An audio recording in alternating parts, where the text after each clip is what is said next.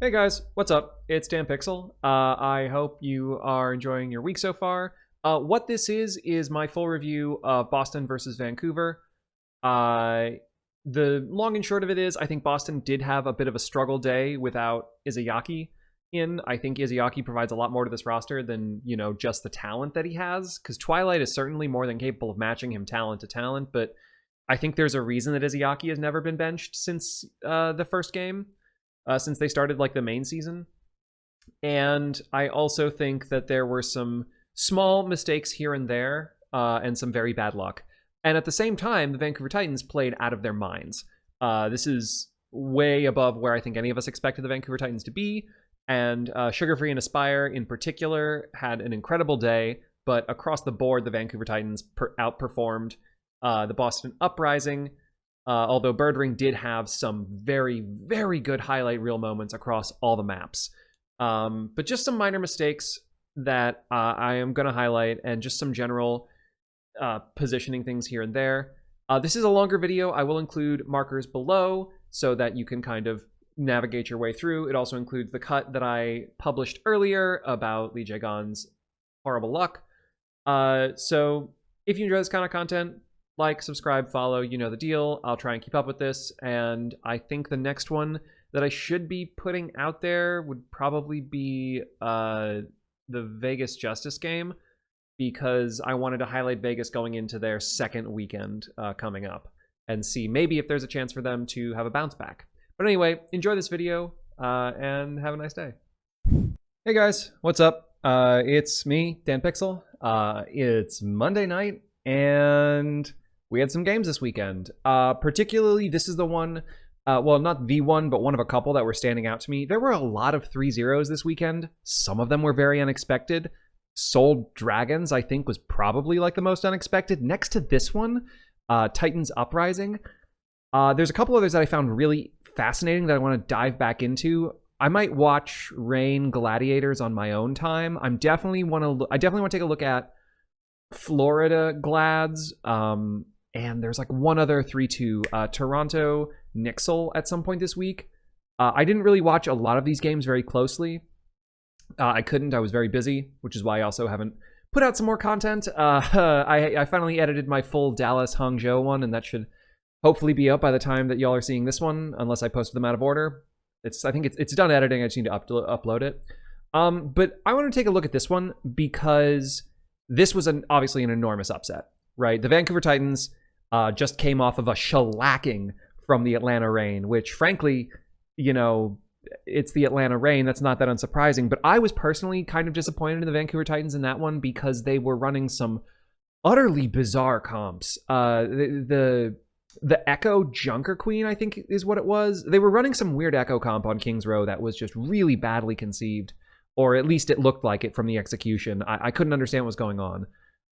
However, this match was quite a incredible performance from the Vancouver Titans. Did Boston Uprising underperform? My quick eye test says a little, but not like terribly much. Although I do think Izayaki has a major intangible part of this roster that cannot be understated. And if you don't believe me, consider the fact that Izayaki has not been subbed out since the season started. Okay, internet, thank you. Consider that Izayaki has not been subbed out since the season started, whereas Birdring and Striker are on rotation. It's the same, Decay doesn't go out. Smurf can go out for Kalios, but Izayaki and Decay are the mainstays of this roster. And I think not just his multi-year long partnership with LeeJaeGon in that backline of the Shanghai Dragons, but also he swaps over to the Brigitte when I don't even think he's necessarily the best Brigitte player, mechanically speaking, on this team. Twilight has showcased incredible Brigitte play in the past, and they're trusting Izayaki to do that because of how they want to arrange his backline in those on Brig comps, on maps where they don't have LeeJaeGon in, where they don't think they're going to play Lucio.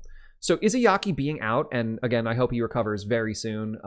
That's an awful thing to happen, having your lung punctured. But I really think that hurt this team a lot. That isn't everything that I think went wrong with Boston. The second thing is I feel like this match was the capstone for me believing in a meta shift. And I think we're going to see it, and I'll talk about it a little bit more when we get there. But let's just go ahead and dive right into it. So Control, Map 1, it's Oasis, which Boston are a dive team primarily. Like, their Winston dive is immaculate, but this is not a good Winston dive map, and this particular sub-level, or sub-map, is garbage at it, for a lot of the same reasons that sub-level Antarctic is. But let's see this. What are they running out with here? Okay, Ram Rush. Both teams are running Ram Rush with Bap Lucio, so like your classic Rush backline with just the Ramatra. Both teams opting into the May. Boston with the Hanzo, Aspire on the Sojourn. These are both interesting picks. I think Birdring has the better pick here. The only thing that Birdring... There are some things Aspire is going to get a lot more of, just like could get a lot more damage pressure, but they both have the one-shot potential, but Birdring's is up faster. There's just a lot of weird angles, and his ability to scale walls gives him a bit of an edge here. Okay, so they take the high ground. They both jockey for it. They both want to stage up here so they can drop to point when they need to. Boston get there first, but if I remember correctly, something weird happens. Decay's wall cuts off Aspire, who's going to have to use his jump to get over it. And Sugarfree's wall isolates Smurf. Now, because it's Twilight Bap, like, it's not going to be too bad at cutting it off. Actually, Decay's wall wasn't just for Aspire. It was because Crimzo was over here and Punk was over here. That's kind of neat. And the target... Okay. The target wasn't even isolate the tank. Look at where the grasp is. Is that the name of the ability? Ramatra's E, or whatever the fuck this is? Smurfs is over here and pulls Crimzo down and basically almost caught Faith too. So they were going on the back line. Whereas Titans ran like your pretty standard isolate the tank, burn him before everyone else can get in position and do something about it. But Faith has the better positioning, and because of how this May wall is placed and where the supports are, this is actually a really great wall from Sugarfree, because now Decay and LeeJaeGon have to go over here, and that gives Faith this. Excellent start from Faith. That's set up by Sugarfree's wall.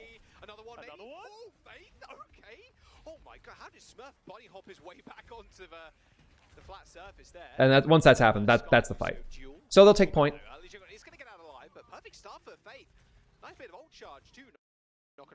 This is kind of aggressive. LeeJaeGon's down here. I don't know why. Interesting. He can get away with that. They don't try to punish him. Okay, so let's take a look at how Titans set up their next engagement. Punk Sugarfree frontline makes sense. Faith here in the middle. Aspire back here. Where is Crimzo? Is Crimzo like on point? Wouldn't be surprised if Crimzo was on point. Okay, meanwhile, Smurf, LeeJaeGon, they're just trying to walk through. Smurf, LeeJaeGon, and Decay, they want to take this small room over here. So that they have a lot of ankle pressure onto the point. Faith is here. Where is Crimzo? This wall is, again, Sugarfree's walls are really good. That cuts out Twilight in rotation, although he can get up and over it, and Birdring, who can get up and over it, but because it disrupts their rotation, you notice they're not, like, jumping in here right after them. Okay, seriously, where the fuck is Crimzo? He's gotta be. Maybe he's with Aspire, and I just didn't see him the first time. He's gotta be. Yeah, Lamp's here. Great Lamp. It's a great Lamp.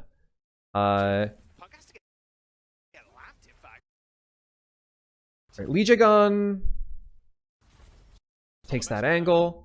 LeeJaeGon takes this angle to maybe like catch Punk out and boop him back into the rest of the team and get him out of the line of sight of Crimzo.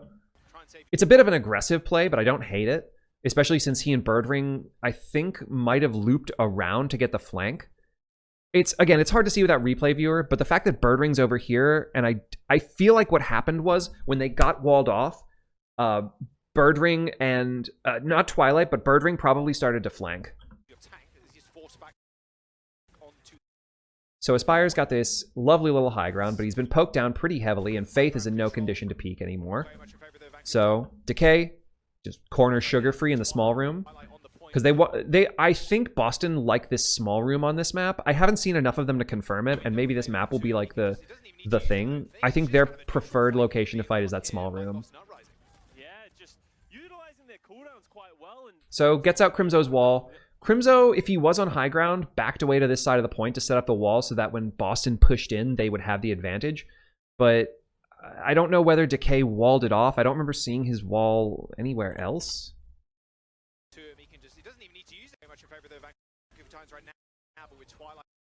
Nah, they just get into the small room and there's nothing to be done about that. Right? This is a great window for them like aggressing on, but maybe it's a second too late. Like Crimzo just didn't have it when they were right here in the open. This ram shield is good enough that it like... Oh no, okay, I see it. Twilight got his lamp force because he had to move out of the way, and Crimzo just gave up on it. But Decay and Smurf get inside this small room, and they're not really bothered by this window. So then Decay throws the Mei wall up just to deny the extra healing or the damage. Either way, it's enough. It's not a perfect wall. It's a little too far forward, but, you know, it was already a lost fight. Okay, Boston posture up here. I don't love it.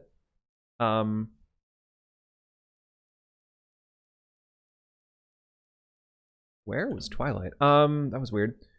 Anyway, okay, so Birdring's over here on a really, like, not aggressive, but, like, really, really big flank. He's at his distance because he's Hanzo and can do that as much as he pleases. Aspire is also, like, trying to get the flank pressure, but right now, Birdring controls this angle. Like, they're gonna have to be careful coming in. Twilight's here. So Boston like to run this rush in a 3-man front line and then split these two alone, but like the cross-angling pressure and the amount of, like, if they try and flank Twilight, LeeJaeGon will amp and they will collapse backwards, like, and they'll see it coming too. So they're not worried about, like, Twilight positioning over here because they figured they're gonna try and go through this way because maybe they'll think Birdring is a target, but Birdring's putting so much pressure that maybe they'll go this way. But if they do, this little, like, 3-man unit can get to either side. Decay can drop a wall to stall them or get cutoffs, depending. This is a really aggressive window from Twilight, and I think it's because, yep, okay, they're moving forward over here, so they want to sandwich them. This is a super aggressive play from Boston, and I don't think it's going to pay off. I think it's just too early, right? Like, a window doesn't get you value. This wall is interesting, but I kind of want Smurf to press into him more if they're gonna play it that way, right? If they trap the Ramatra over here and Decay's cut off like his team support directly to the Ramatra, then Birdring's gonna have to peek harder to get the good angle, and that just doesn't work. And in fact, LeeJaeGon pays for it. Does he just get like...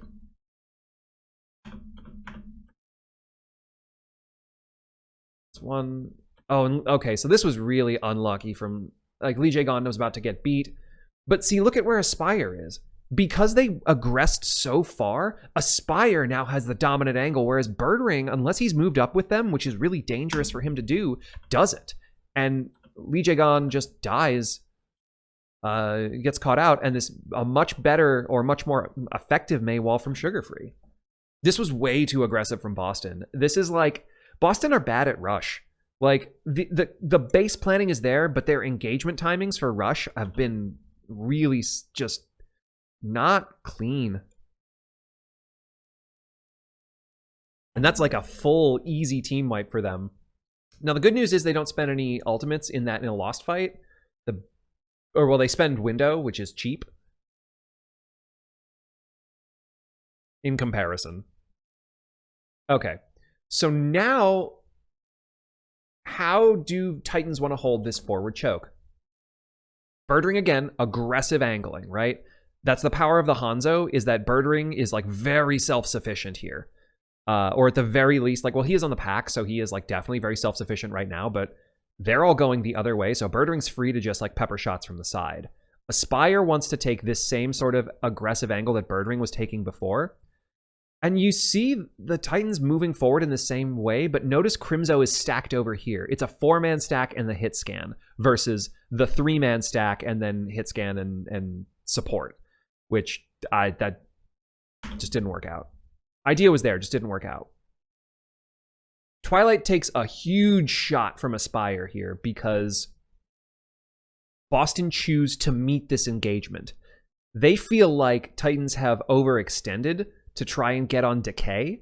Decay could like cut them off, and now Birdring has a shooting gallery. But this like Aspire on this angle is pretty gnarly. Whoever tags him, that was probably Birdring, or actually maybe Decay, to get him so low when he overclocks is pretty huge because it buys them a bunch of time. And then this wall cuts them off. He's just used this instantly. Aspire's ult loses all value. So that's a great play from the DPS of the Boston Uprising. This wall has some value. Decay is thrown in the Blizzard, but Faith gets the beat. And the Blizzard gets none of them. Where did that Blizzard go down?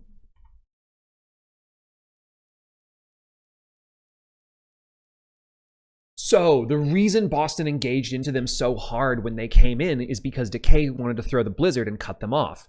Unfortunately, Faith had speed boost. Sugarfree had ice block. They just kite this. Wall to prevent Smurf from getting out and cut off Twilight while Aspire puts down some pressure. So maybe it wasn't actually the DPS that got him. Maybe it was just Twilight that hits Aspire here. Yeah, just Twilight. Just Twilight things. Just Twilight things. So now, on the one hand, Blizzard is not very effective, right? It had a pretty wide zone, but Punk just gets all... Oh, wait, no. Did Punk actually get frozen? No, Punk didn't get frozen. That was just the crackle of...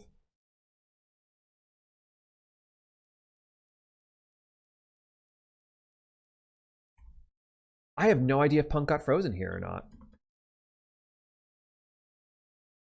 That looks like he got frozen on the UI, doesn't it? Something looks weird there.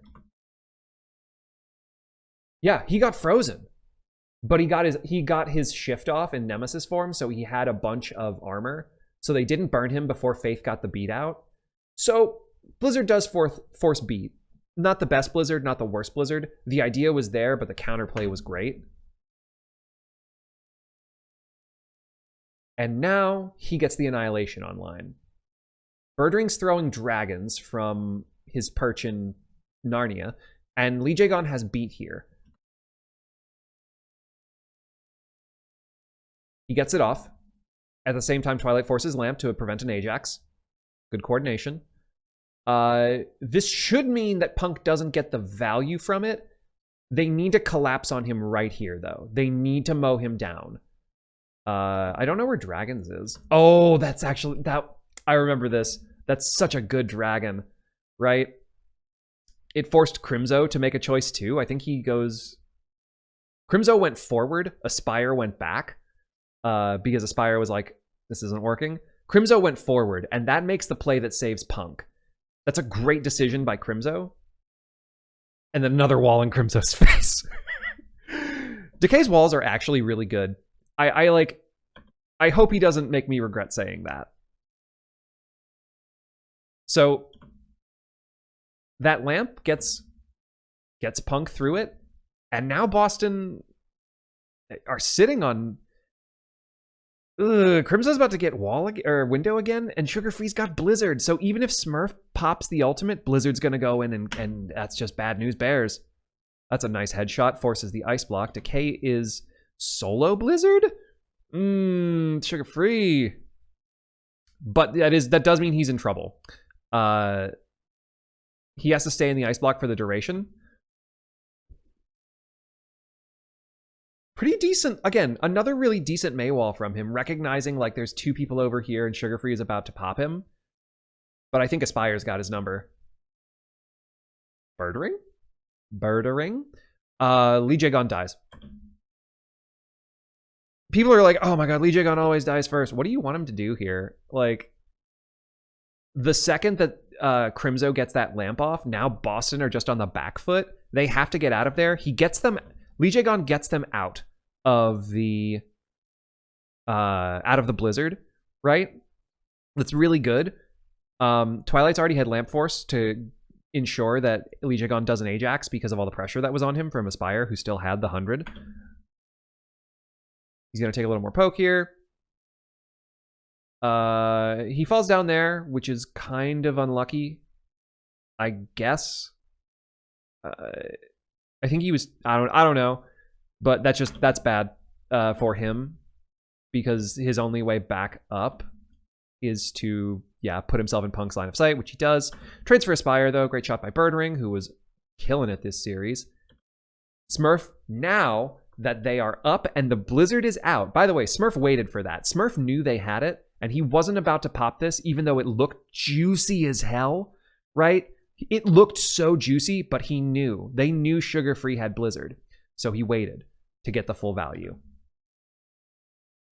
And they collapse. Victory. Did everybody press Q? Everybody press Q. The best thing about this for Boston is Twilight now has a window, so they have another tool to engage with. The problem, I think, is how do Boston choose to engage this one, right? Like, they're going to have Dragons up online again because Birdring kind of went ham that last fight, and they're going to have the next Blizzard. But look how far behind in ult percentage they are. They do know they have ult tempo, but, like, this is a very neutral possible game, and window is not a fight-securing ultimate. So, what do we have here? This time, it looks like... Is that Birdring over there in the small room? No, it's Decay. So Decay's in the small room because this is May territory. This is you're trapped in here with me. This is like you go in here and you die. 3-man hit squad is now Smurf, LeeJaeGon, and Birdring over on this side, and Twilight posturing here. I think this is so Decay can like put in the icicle and maybe get a free pick over on this side, while Birdring could get a free pick over on this side. LeeJaeGon and Smurf can again do this back and forth to, engage where they want to. And if someone tries to like flank, if they choose to like force it over here, Maywall here can save Twilight, and then, there's some weaknesses with this, obviously. If that's the plan, then obviously I could just run on Decay. And they see him over there. So they see Decay and posture up on his side. Birdring's backed out a little bit. Boston didn't like what they saw there, and they've pulled back to point. Maybe they were just posturing up to look for like single picks and they didn't get it, which is common. They've got Aspire on the big flank. They're 3-man death squad, although Faith is... okay. Faith is just high riding. Birdring has taken another aggressive angle up over here. Aspire's immediately turned to pressure him back, but he's already down to 1 HP. I want to see what got Aspire.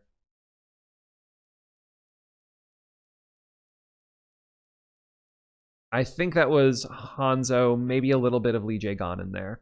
Or maybe even Decay hits one. I don't know. He doesn't have the angle. Yeah, Birdring just jumped in. Ult percentage again. It's probably Birdring. Birdring. Okay. Birdring needed to get that kill confirmation, though. That's kind of unlucky. So, Faith just takes a shit ton of pressure. I don't know from where. Because he's pretty far back. He was like up here. He must have shown himself and Decay might have right-clicked him, given how fast that dropped. Maybe it was just Twilight doing Twilight things. So Birdring's going to continue with this high-angle pressure, and Aspire says, no, I'm going to take you up close. That's not the best idea for Aspire, but he's confident, and he gets the first shots. Right? As long as he doesn't stay too long, he can probably, like, stand a chance. Birdring does have the advantage just being on Hanzo. And right now, Twilight... okay, so Twilight dropped the window on point, I think.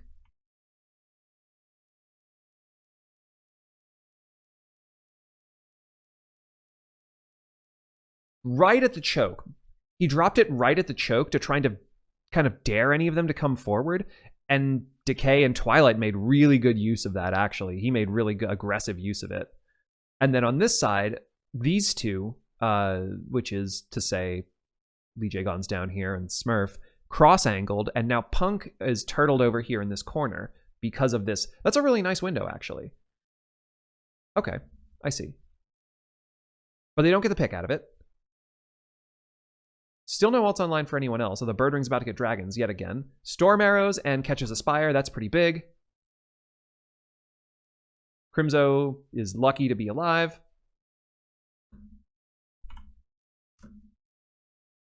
This is maybe too big of a chase from Birdring. This is a bit of a mistake. He just wholly caught out. Maybe he didn't think Faith would recognize it or get back to him. He thought maybe Faith would be more occupied. But this is a little bit of a troll from Birdring. He gets the first pick, but then way, way overextends and pays for it. He does get the dink onto Faith. Punk is pretty low, so there's a chance they can still clutch this out because he opened onto Aspire. Yeah. They punish him, or they punish Birdring for the overextension, but they went out in the end. Sugarfree gets LeeJaeGon on the exit, though. If I remember correctly, they do get Sugarfree here. Yeah. Okay. So again, the Hanzo was a great pick. Birdring might have trolled there, but he'd already got, like, he'd put in a lot of crucial pressure. And most importantly, Vancouver never got their ults online. Now, 2 ults from the Boston Uprising. This is pretty much a done deal, right? Like, whether he hits this or not, he's got a lovely, like, dragon to just put through the point. Oh my god, yeah. Good Blizzard. Gets Punk. That's all you need. Dragon Strike through point. Yeah, Sugarfree's just boned. So, again, Hanzo is a really strong hero in this rush comp. And Aspire is cracked on the Sojourn, right? So it's not a surprise that he leans into a comfort pick.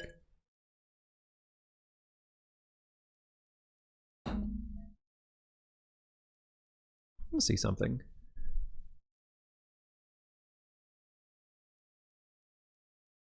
We're having a good time. I feel like the Hanzo gets so much more neutral value, especially when you have I put the music or the volume back on just to point out, just to hear Custa say the thing that I was saying. Yeah. And, like, let it just be said that people who were doubting Birdring's return to form, I admit I was maybe among them for, like, 10 seconds. And then I was like, nah, Birdring retired at his peak. Like, Birdring wasn't on his way out. Birdring had his worst season, like, the year before he retired. And then 2021, he was kind of pounding a little bit. My god, he is just so good. Birdring's actually first jersey I ever bought, too, back in... Mega fucking legend. Okay. This is... I was really mad when I saw this. Not mad, but, like, I was confused. So, this is a bit of a bad read from Boston. This screams they thought it was a Junker Queen comp coming out. And, quite frankly, I think this was a huge mistake. I understand the Genji to an extent. This area of Gardens has so much high ground that, like, I totally get why you would do it. If you're gonna run this in a rush comp, I think you should just run the Tracer. I think you're gonna, like, I think Decay is gonna struggle for neutral value on this. And, like, to be fair, they still could have read Ram and ran this Ashe, which, like, if you control the high ground, which if you get there first because you think you're going to get there with teleport and all of that, like, you can put in a ton of damage. Like, even in this first engagement, the Dynamite, if you beat them there and you Dynamite their whole team coming in, enormous. Like, that's just enormous. And then once you're in control, the Ashe has a lot of power, and as long as they're not running a Winston, they're going to have to walk into you every time. So I see this idea. And then, like, on top of that, the Dynamite, like, there is some Genji Ashe synergy. Like, Ashe gets one hit, Decay is close enough to complete the dash and then dash back out. It's a pretty safe way to confirm kills, all while being set up in these high ground areas. So the ideas are here, but, like, I don't like this comp. It feels a little disjointed. This is a much more stable comp. The Mei has slightly less value than on University, but is still extremely valuable on Control in general and in Rush comp mirrors. So I just don't like this comp.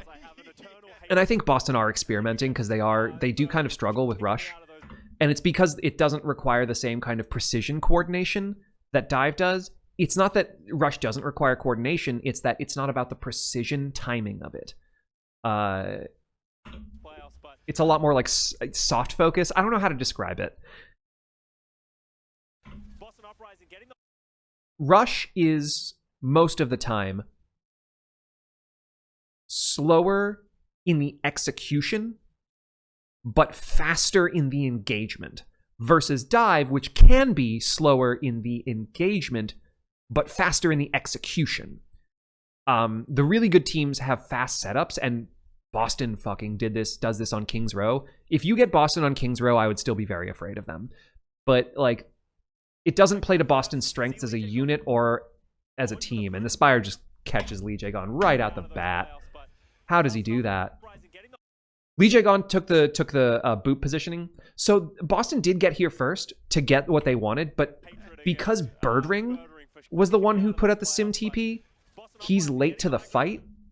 He's not as fast as Aspire, who can slide. So Aspire's going to be here first. That's the other thing. Like, they took this fight 4v5. I think Decay gets a dash through, which is why he's, like, up so high. And then LeeJaeGon was looking for the boop off the side here. He just dies.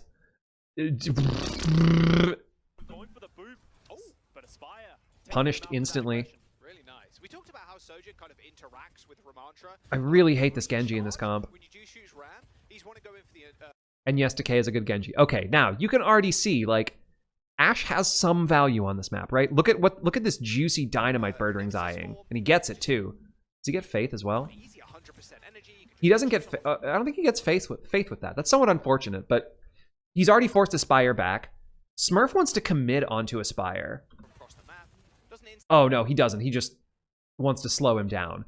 Birdring trades Faith. Birdring very good at the game. Who knew? This is a wall to prevent Smurf from doing what he was thinking about doing, so he just goes back up, drops down to point. Despite losing LeeJaeGon first, it's an even match now. But Aspire, oh my god, gets LeeJaeGon again. Wait a minute. Wait, LeeJaeGon came back. They were up. It was 4v5. Aspire has charged 74% of a rail and just blamp. I don't even know if that's LeeJaeGon. Like, I don't feel like that's LeeJaeGon's fault. Like, look how quick this happens.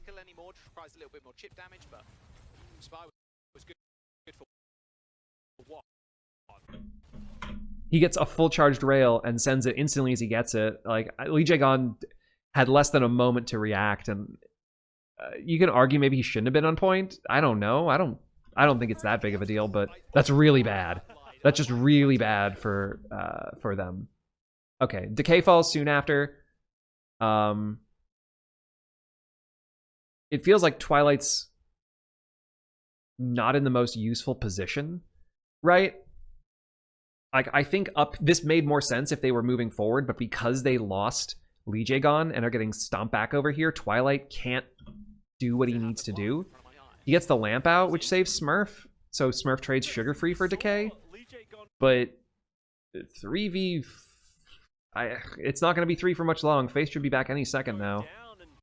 And now Birdring's going to get walked on because there's nothing to stop them. Uprising do catch it, but Twilight's just boned. Aspire is having a day. Oh, Birdring, yeah. Man. And that's really the upside of this Vancouver Titans and why so many people are excited for okay, this roster. So how do Titans defend this? I still don't like this Genji. I still don't like this Genji. The verticality is not worth, like... I just feel like this is such a weird play. Genji in Rush is so awkward. Genji in this particular Rush comp is so awkward. Whatever Dongsu's cooking.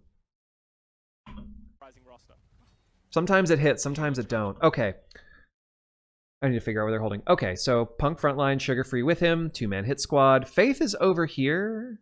And so almost the countering positions that like Boston were taking, where like Hitscan and Baptiste have high ground. This is a great place for them. Faith is over here to do what LeeJaeGon was doing. If they come up here, boop them off the side. Having this front line is super fucking annoying because they're really, really, really hard to kill. You've almost killed the Mei? Ice block. You've almost killed the Ramatra? Nemesis form. So they go in. They use the wall to... I wish I could get in closer. LeeJaeGon is in fucking deep over here. And they just turn on him. I think he's dead. Birdring gets another fat dynamite, but I think LeeJaeGon... LeeJaeGon has... The lamp is forced to keep LeeJaeGon alive. I don't think he's like... Scary DPS duo to go against. They're gonna need a step. Decay goes with him, so they're trying to run this like the Junker Queen. But Sugarfree catches them. And then Decay's caught in this room with them. Decay can get out, but LeeJaeGon can't. So they wanted to run this 2-man hit squad like you would do in the Junker Queen meta, with the Lucio and the Genji going together as a dive duo. But I don't like that idea. I don't think that works super well against the rush. Like, Birdring's hitting fat dynamites, and to Decay's credit, he is doing a lot of neutral damage. Like, he's keeping up with all of the other DPS. I don't know, though. Like, I just feel like this isn't it. Okay, Punk feels the pressure, turns Nemesis form, drops the grasp to, like, slow down anyone who's pursuing him because they think he's weak and has the kill.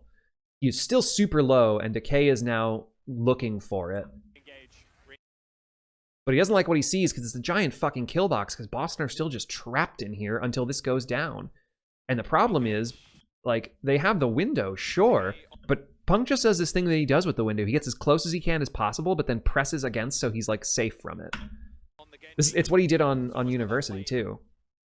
So while that happens, Boston are looking for the posture up, and using the window, they rotate back to high ground. 2-man hit squad goes for Aspire, which in the Junker Queen meta is your target, and Birdring forces Twilight down the stairs with Smurf. They dive onto Aspire. They should have this. Yes. Okay, so it does pay off. The hit scan is the target, but Punk is still in his Nemesis form. But he gets out. Sugarfree deleted. Nice play. Nice play by Decay. I still don't like it, but that was a really good execution of what it is supposed to do.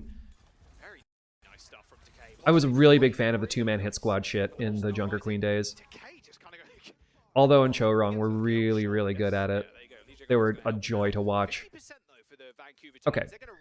So now they have Blade. But they have Blade. What do you do with this fucking Blade into this shit, man?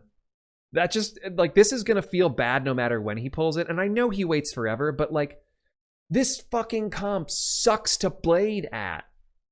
I Blade Aspire, he slides out of the way. Okay, I Blade Mei, she ice blocks. I Blade the Lucio, booped away, maybe catches, well, I mean, I guess you were expecting a lamp, but lamp was on an issue. I Blade this one, easiest target, and still not a soft target. Nade, sleep, and then, of course, this motherfucker. So Decay, what Decay wants to do is wait until, like, people are like, what is he holding his blade for? All of their major cooldowns and abilities and even ultimates need to be forced for this blade to get any fucking value. He's gonna hold on to this goddamn blade until Ice Block is gone, until Sleep and Nade are out, until he knows at least Blizzard is gone, because he's gotta know they have it.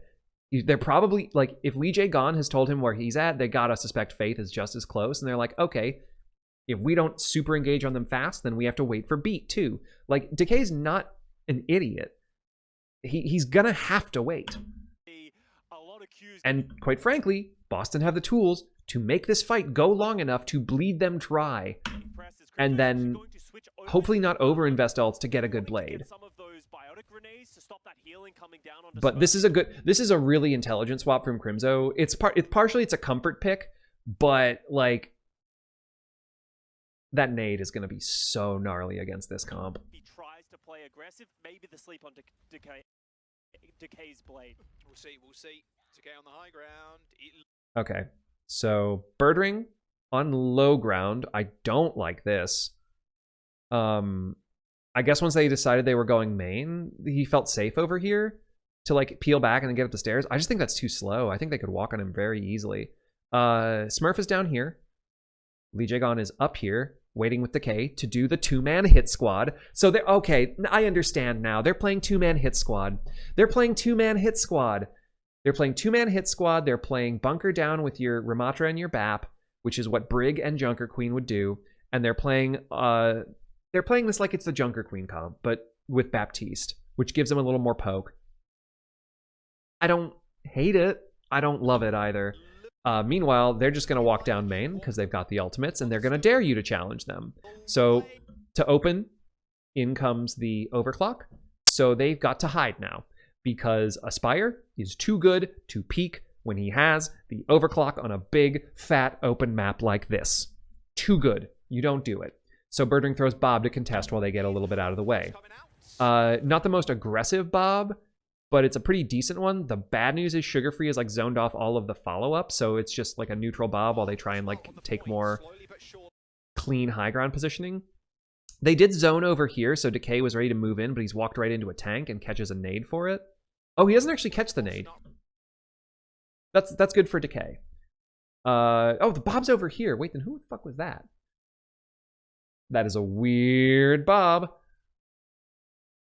I don't think that's where Birdring meant for it to go, and I think he meant it to come up the stairs, because he was over here, right? He probably went upstairs, through it. I think he was going along this angle, trying to hit it right on the stairs, maybe over here, or like even all the way back over here, so they had to turn around to deal with it. I think that was the plan, but this fucking pillar got him.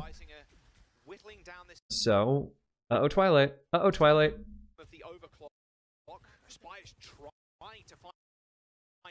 Okay, Aspire doesn't get what he wants. He almost gets it though. So they trade hit scan ultimates. For Boston, that's cheap. Bob is cheaper than Overclock. But Nano's almost online. Maybe not reading that they're gonna wait for Nano. Maybe they just didn't read that Crimzo had like gone over to Ana until it was too late, because they need to go, but that's the problem with the blade. They can't go. They have to wait. Like, you're like, why doesn't Decay blade this? What? He's gonna die. So, Grasp's traded right in this little zone here. Grasp into Blizzard is really good. That's really smart. That's a good combo. That's a gnarly combo. I like it. Sugarfree might die for this, but Decay is gonna get frozen. Smurf is already frozen.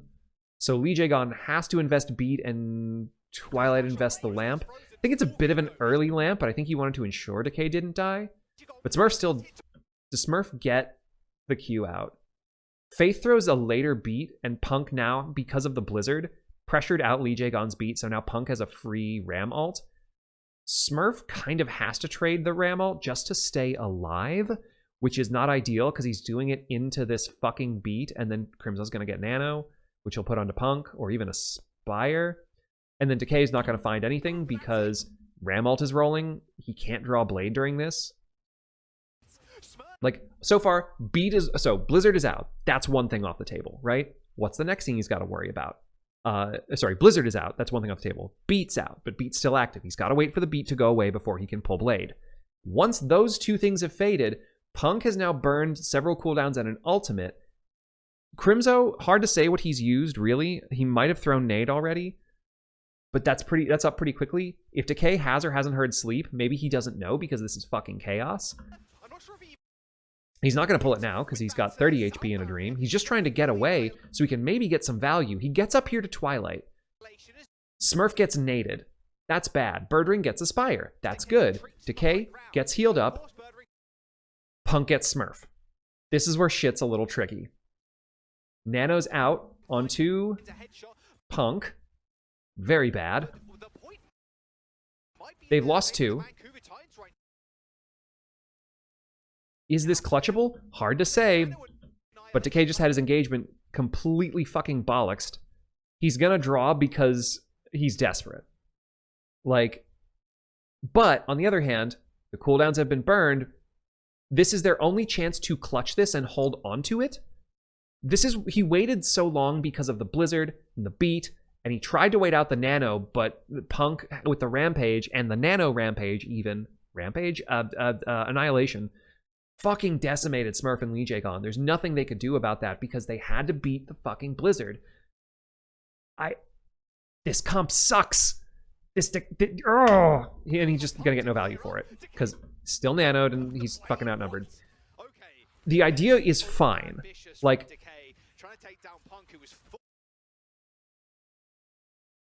Birdring doing his best, which Ash does get a lot of value. I just think Decay needs to swap.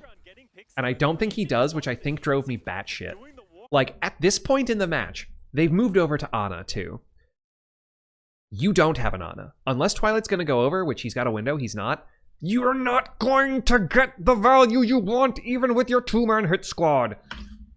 They really believe in this two-man hit squad, though. Like, they really believe in it. Picking Twilight on the way out just fucking sucks. I don't know why Smurf's fighting this, though. Do they feel like they can do it because Fate's down? I mean, they do get Punk, but this is a massive fucking Bionade. Decay was already back? Dude, Decay was already back. Holy shit. Birdring gets Crimzo. This shouldn't be winnable. Are they gonna win this? There's no way. That nade was that's too good of a nade from Crimzo, right? That just killed these two. Birdring has to go sicko mode here. Because right now it's just Birdring and LeeJaeGon versus the world. And they don't support each other as well as Ana and Brig do. Sugarfree is still on point.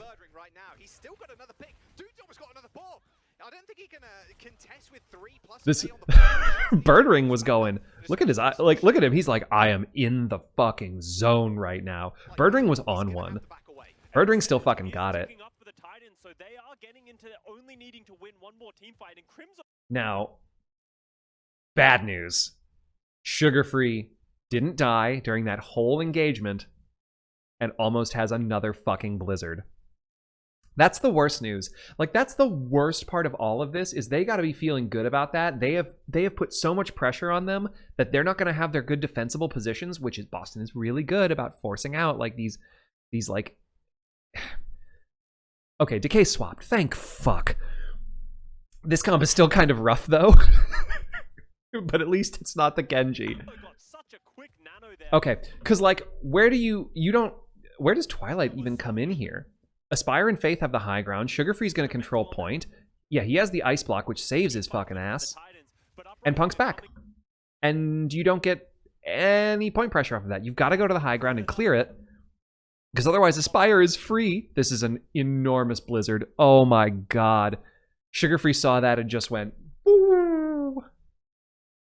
Oh my god. The window is like in the right place, but man, this is the freest Blizzard of Sugarfree's life. And he dies for it anyway, but Twilight pays, the window gets no value, Birdring gets caught in it too.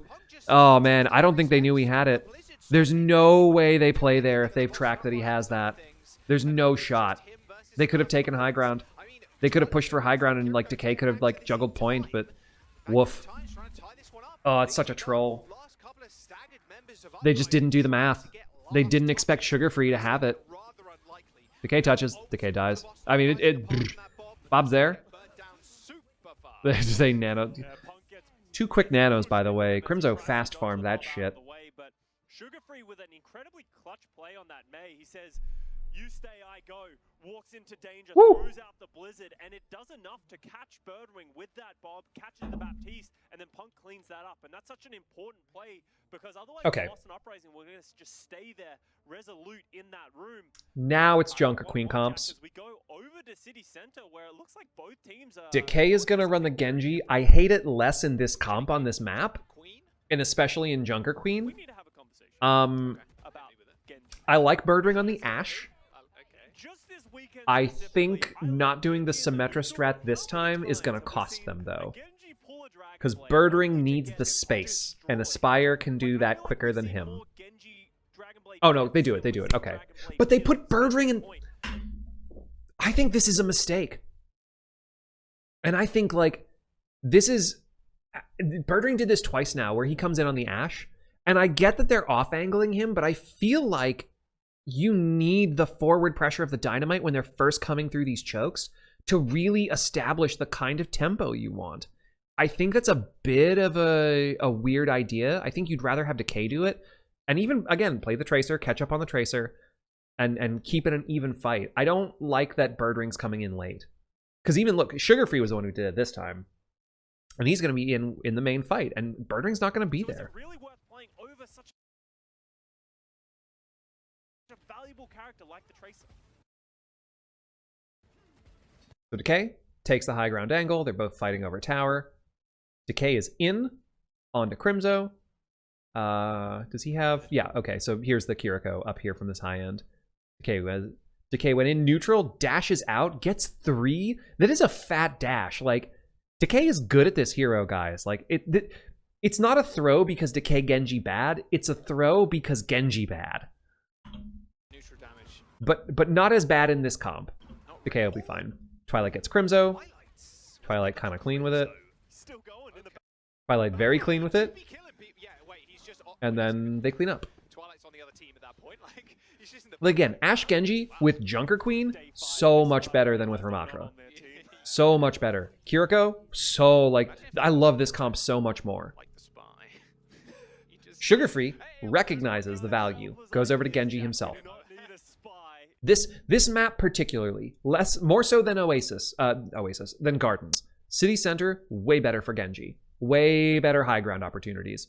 Way better engagement. I personally think Boston have the advantage just by running Ashe because Dynamite is so valuable into these Junker Queen comps that have to fucking cluster. How do Boston set up here? Hey guys, look who's over here. Is it the 2-man hit squad? Is it the 2 best friends that anyone could have? Sure fucking is. This is the kind of shit that... I said this before in the Hangzhou review, so if you haven't... you may not have seen it yet, but you might see this one. Here it is again. The thing that made Genji so deadly in Junker Queen comps was this 2-man hit squad. Do you know who didn't do that? Gladiators. They're like, Kevster's the best Genji in the world, which is very fair, and let him go off on his own. But he could not get the value that Aldo could get because he had a fucking Lucio pocket. Anyway, look at that. Dynamite doesn't tag it, so he doesn't get value from it. That happens sometimes. Oh no, does he end up getting onto... accidental some, but Birdring's on low ground, which is the one bad thing about this, like on this comp. He has to, if he stays on high ground, he's Genji food. Or he'll get pressured by the Genji, and he doesn't want to lose uptime. He wants to stay in this fight because he can shit out so much damage, and if he backs off, Aspire gets too much room.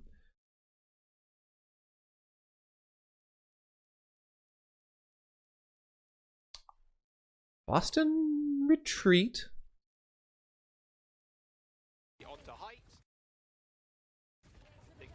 Oh no, Smurf never left point. Okay, I understand now. I was like, what the hell just happened? But he did leave Birdring to die. And this is kind of like why I was like, Birdring on the low ground sucks. I would have much rather seen Birdring on high ground. Like, yeah, Genji can dive you, but you'll live longer. Even if he's got like a 2-man hit squad going on. Which is, I think, maybe what Boston were expecting. They were expecting a 2-man hit squad. They weren't expecting the full death brawl to just walk. LeeJae, oh my god, and wait, hold on. Uprising, 100 HP targets quite quickly, and Twilight coming in clutch for that first team fight gives Boston Uprising the advantage. So, Sugarfree got in deep. Like, hella deep here. Where's LeeJaeGon?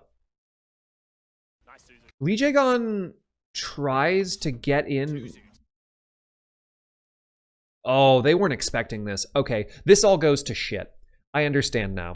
Okay, so again, look at where LeeJaeGon and Decay are posturing up. What they wanted to do was off the Dynamite, go in and pick off one of the burning low targets, or at the very least, it would force Crimzo's Suzu, Bell. Doesn't happen. Birdring doesn't hit his Dynamite, so they don't get that damage. They don't get that like low health setup where this would just be so brutal and quick pick. So it goes wrong. and they have to give up a lot of space for it. Smurf pulls back, or Smurf's holding here. In order to avoid the Genji, Vancouver Titans route around this side, which is where Birdring happens to be. Birdring sees it, coach guns really early to get out of there, but these guys haven't used speed boost yet. And I think Punk shouts. Yep, there it is. Punk shouts, and Sugarfree goes in with the shout cover, knowing he's not going to get one shot. Even though he's low, like, he just comes in here, catches both of them. Twilight, recognizing the danger, gets the Suzu out, which keeps him alive. But Sugarfree's looking to confirm kill, so Twilight has to bug out. The problem is, he goes over to Lucio. Here's LeeJaeGon in the corner of the screen, who's flying in to try and peel. But because this all happened so fast and they didn't get the first engage they wanted, Boston are fucking scattered.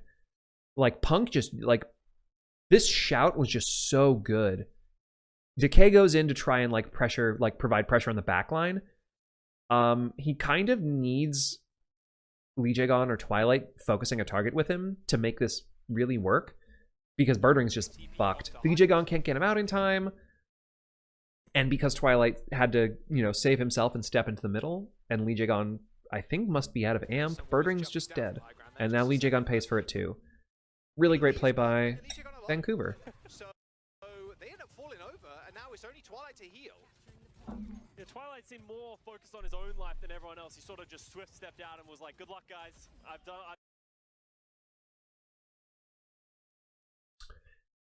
He kind of had to, though, right? He was gonna die otherwise. I've done my job. He had 50 HP and no Suzu. Sugarfree had his number. Not be blamed. You have the most kills and most damage on your team. That's true. You can't argue with results. Exactly. You can't So, Birdring gets his revenge instantaneously. holding tab. Even Aspire didn't see that coming. See, he's just like, what the fuck was that? When you see their eyes do that after kills, it's because they're trying to see what happened to them. Pick by Birdring. Yeah, they were just resetting too. Aspire was trying to get So some now, damage in. this is a good engagement that they have, Boston. Anymore. Did he hit this dynamite this time? Resetting too. Aspire was trying to get some chunk damage in. Not, I think he only hit Faith. damage anymore. Birdring isn't getting the value of his dynamite against these comps, which he really needs to be. Punk actually gets chased away from the rest of his squad. Crimzo does Yeah, like, fell Twilight, but it's happening a lot. Like, his dynamite isn't getting the value that it absolutely needs to get. online for Smurf soon. But he's hitting the shots, so, like, he's doing the thing that he needs to be doing.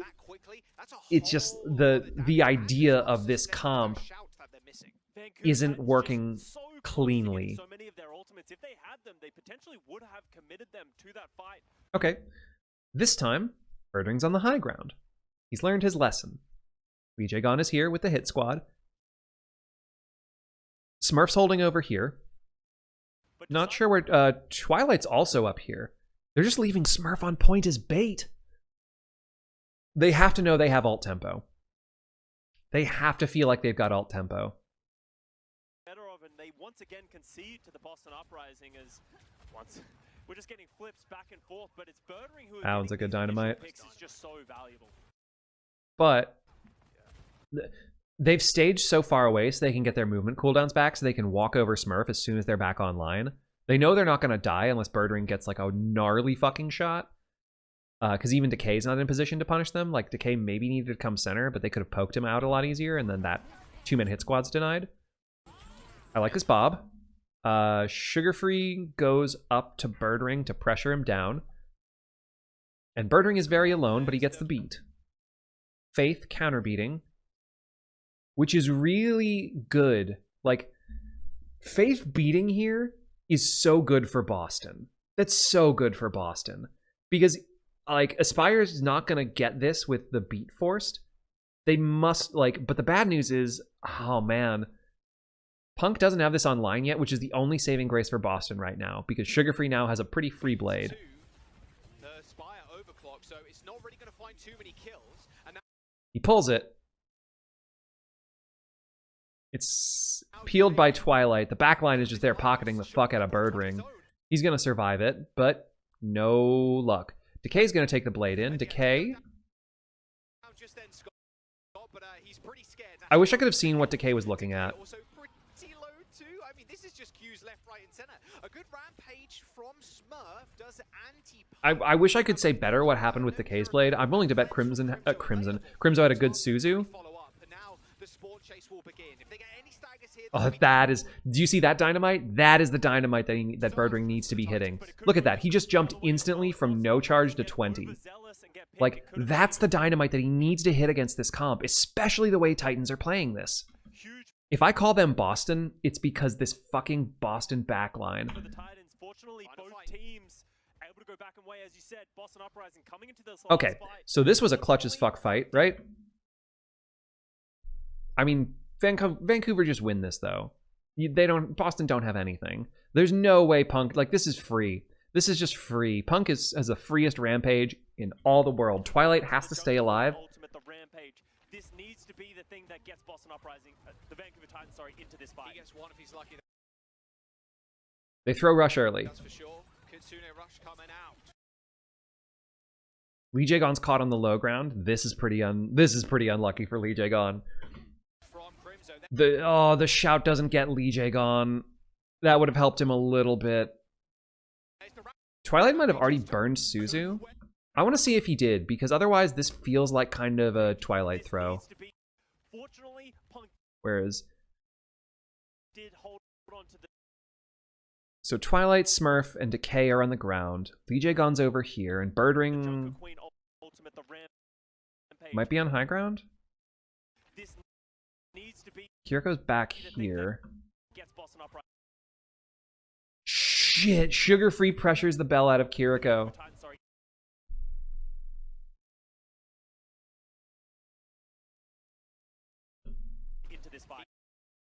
Or was that the shout? Is that just Sugarfree? Did Sugarfree just set this up? I wish I had replay viewer to see this. I need to know when Twilight throws this. Okay, no, that's the shout right there. So yeah, that's Bell. That's Bell. Sugarfree just won this with that play. The amount, like, they found Twilight and put him under so much pressure because this comp isn't going to get punished like quickly enough for them to not do it. So they lose shout and Bell. So now it doesn't even matter that it's LeeJaeGon on the ground here. They have Kitsune rush out. Bwamp. Enormous nade. Or enormous. It catching Smurf too is the big problem. Sugarfree gets the cleanup, sure. Well, I mean, Sugarfree gets credit for this because of the cleanup, but not because of what he did beforehand to make it viable for Punk to rush. The only counter to the rush was the Suzu. He gets the cleanup, but that's really like... It's the setup that he did that won that fight for them. And that's a tide-turning fight. Boston are about to have a bunch of ults online, though, which is something in their favor.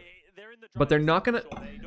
Okay, so the bad news for Boston is they're not gonna... Like, Faith is gonna get beat before they get either of the two ults that would beat it. Right? LeeJaeGon is matching closely, so they're at least gonna hopefully keep up with Sugarfree's blade. Okay. Keep in mind that Titans are not playing the two-man hit squad.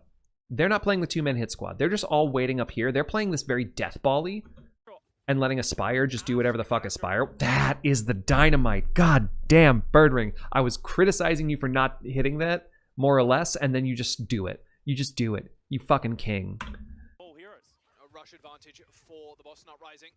Right. Rush on this point is pretty dead. Rushes out first. It's a pretty stallable point, but when you've got increased cooldowns, like... Or decreased cooldown. Smurf is pressuring point.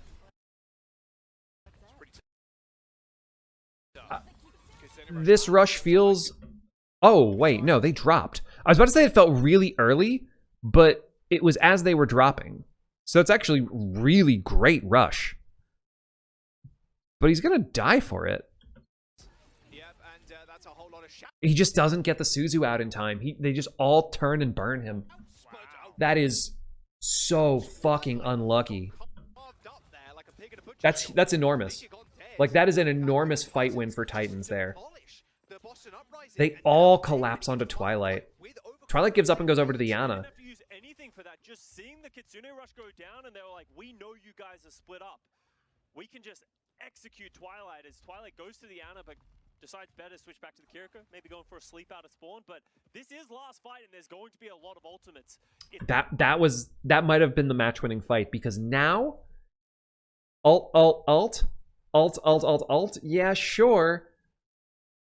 But if Punk gets up to the Rampage, the timing is going to be so good for that Rampage. And oh man. Okay. Boston holding down on point. Bob. I think Bob didn't land on point. Bob did not land on point. No, he's just off point. Okay. So they'll take the fight around the other side. They'll avoid the Bob and go to the other side of the map. Smurf is in. Crimzo and Sugarfree. It's a different two-man hit squad, but they're going after someone over there. I think Decay's high ground center waiting to get his blade online. So Bob just doesn't get them anything. Titans flip the script on the Bob. Aspire also doesn't get anything. So now we play the stalling game, right? The stalling game, however, very favors the Vancouver Titans. This stall is so much in their favor because Crimzo didn't lose Rush. He's about to have it online, and then Punk is going to get Rampage. You have the same set of ults, but they have one more, and they have the better set. Big Dynamite, sure, but this is ults. This is ults, baby. This is just ults. Birdring gets Aspire. You might feel like that's huge. It's really not, though. It's really not, though. The win condition hasn't left the table. Losing Aspire doesn't fucking matter. The beat is good. Smurf is too early. Smurf is way too fucking early with this.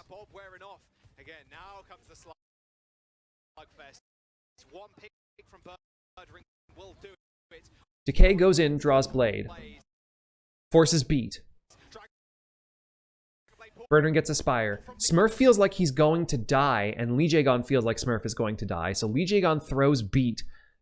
This is like uncommon mistakes from Boston. I will say this was a thing that Smurf did on Dynasty last year. I was not a fan of some of his Rampage timings. There are like 2 or 3 matches where his Rampage timings were a little like wobbly in comparison to what like the perfect ideal was, and it did cost Soul like maybe a few maps, maybe a match. But it's like Smurf is one of the best tanks in the world and one of the best Junker Queens in the world, but like this moment right here between Smurf and LeeJaeGon, this is kind of a fumble, because now look who hasn't drawn Blade yet, and look who's about to get Ultimate online. Oh no, they have to know. They know right there. They know. They thought the first one was the go trigger. It was not.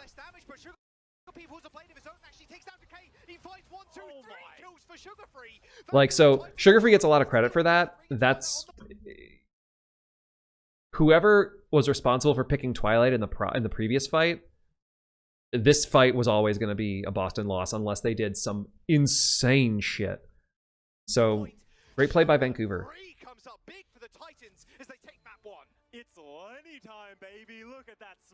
And I think LeeJaeGon knows he fucked that up. I think LeeJaeGon knows.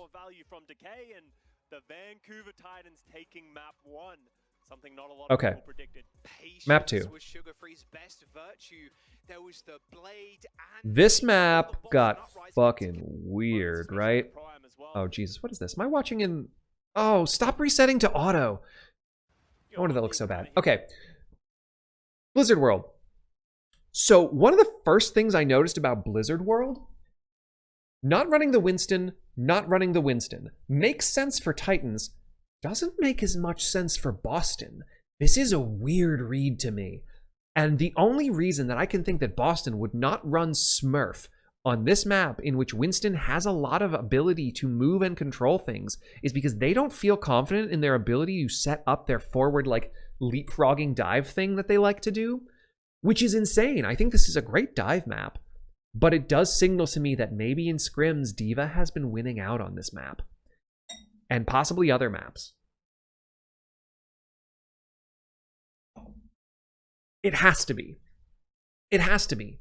Why would you, as the Boston Uprising, an exceptional dive team, not play the dive? This poke comp, everyone is on a great hero that favors them, right? Everyone is on their perfect hero. But this doesn't play how this team likes to play. We'll see.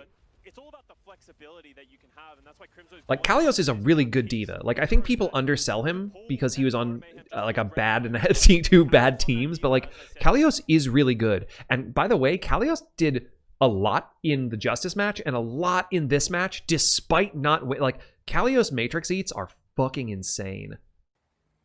Okay. Sorry, I want to see that positioning. So, again, Bap Ashe is taking a rise in multiple comps. I was wondering if we were going to see more Ashe. I actually do love seeing Ashe played. I knew it was good against Junker Queen comps. I'm surprised to see it here. But Sugarfree, Tracer. Decay, Tracer. Faith, posturing here. Aspire down here. Punk up here. Baptiste going back. on that D.Va, as I said, Jack. They're just kind of bunkering. I mean, that's the flexibility that you have with the boss. They don't need to get aggressive because D.Va is just so sustainable. And any range that Boston come into, like, yeah, a little bit of a fumble by Birdring. Okay, so they're gonna posture up here. Where's Decay? Where's Decay?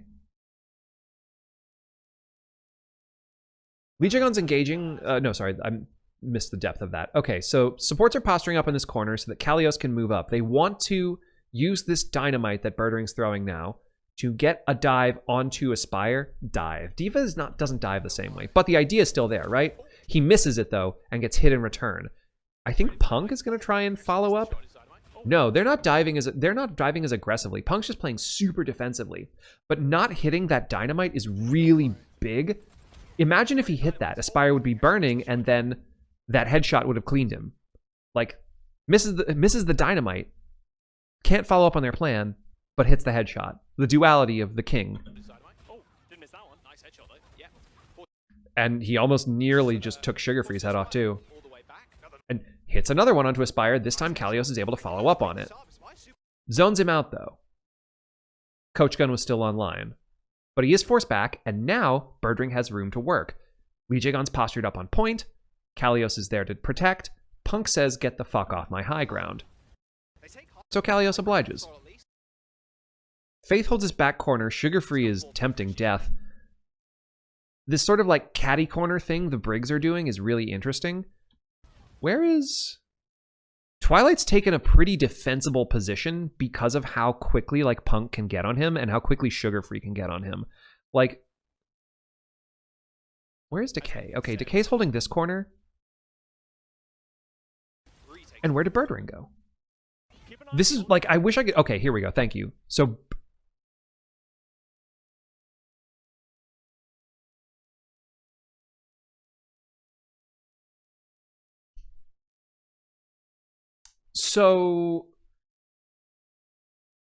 this is a great high ground spot for what Vancouver are running, because even though Kalios just forced Aspire back and bought Birdring some space from that like headshot and chase down, Aspire just burns Coach Gun and then can come right back up these stairs because of where he got driven back to.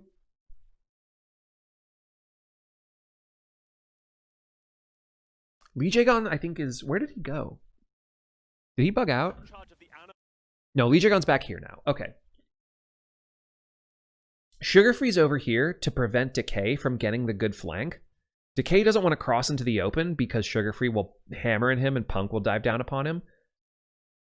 But that kind of puts Decay in like a useless position, right? He has to wait for other things, and Decay having to wait is kind of a problem for him. Twilight is in very passively underneath here, so he's safe, but like... They can't get the nade off. They can't get... Anything Kalios pushes them off high ground again, so Faith goes up to chase, and Kalios might lose mech for this. Like, I don't know if that was a... I don't know if this was an advisable push-in. I don't think he had enough armor. And Twilight wasn't pocketing him. So I think he loses mech for this. Yeah, that was weird. That's just a miscomm, I think.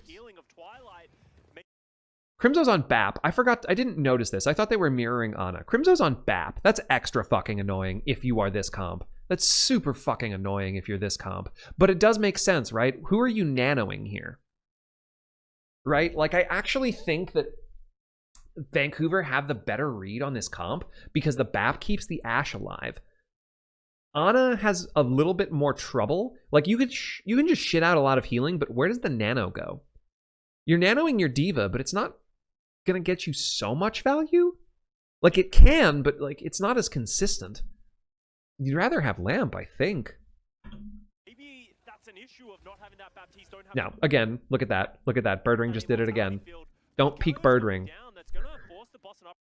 We were wondering, like, who's going to play snipers on this team? Birdring, it's Birdring. Birdring's going to play hitscan. Birdring's going to play snipers. Birdring. I saw this and I thought this was a throw. So they get bottled into this little tiny room, right? They don't have a tank. It feels like they're just getting a long stagger here.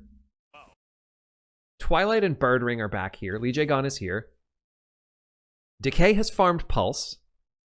Great lamp from Crimzo, though. Pulse doesn't connect. But Crimzo gets his lamp forced by it. A Fat Bionade, towards the end of it, from Twilight, gets Crimzo and Punk. Because Crimzo is, like, literally riding right up Punk's ass. Sugarfree tries to go in, but in this tiny room, he's not getting the value, but Decay is behind them and causing way more of a ruckus. Birdring does die here. But then LeeJaeGon gets the rally, and this was... This is the LeeJaeGon knife, right? I saw this and thought this was a feed. But he gets the rally off, and they take down Faith, so there's no counter rally. So now, even though it's 3v5, Kalios will be back sooner than Faith? The rally's going. Decay now has rally armor, and before he died, Birdring got the D-Mech. So that call was like knife's edge, but really good. Does kind of go a little wobbly here, though. Sugarfree sticking LeeJaeGon was the problem. Twilight needed to nano him. But I think Twilight was...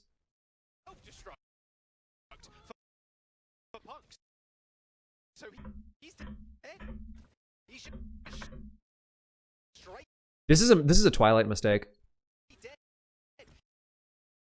Oh my god, Sugarfree just clutches this. That's a... Oh man, I think that's a mistake, or LeeJaeGon got out of his line of sight again. Did LeeJaeGon chase...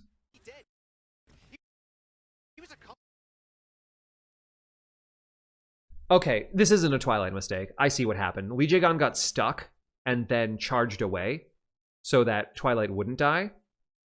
But he needed to let Twilight nano him. Twilight needed to...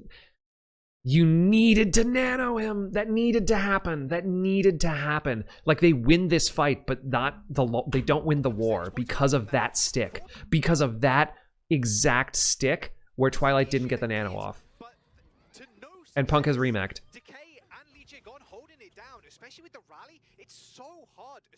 Punk remac'd too. That was the other problem. Punk remac'd over here. Oh no, wait, no, he didn't, did he? Am I crazy? No, Punk died. Who was that? Kalios remacking? I swear I just saw a remake. Am I losing my fucking mind? Yeah, okay, so he dies there. So what did I see?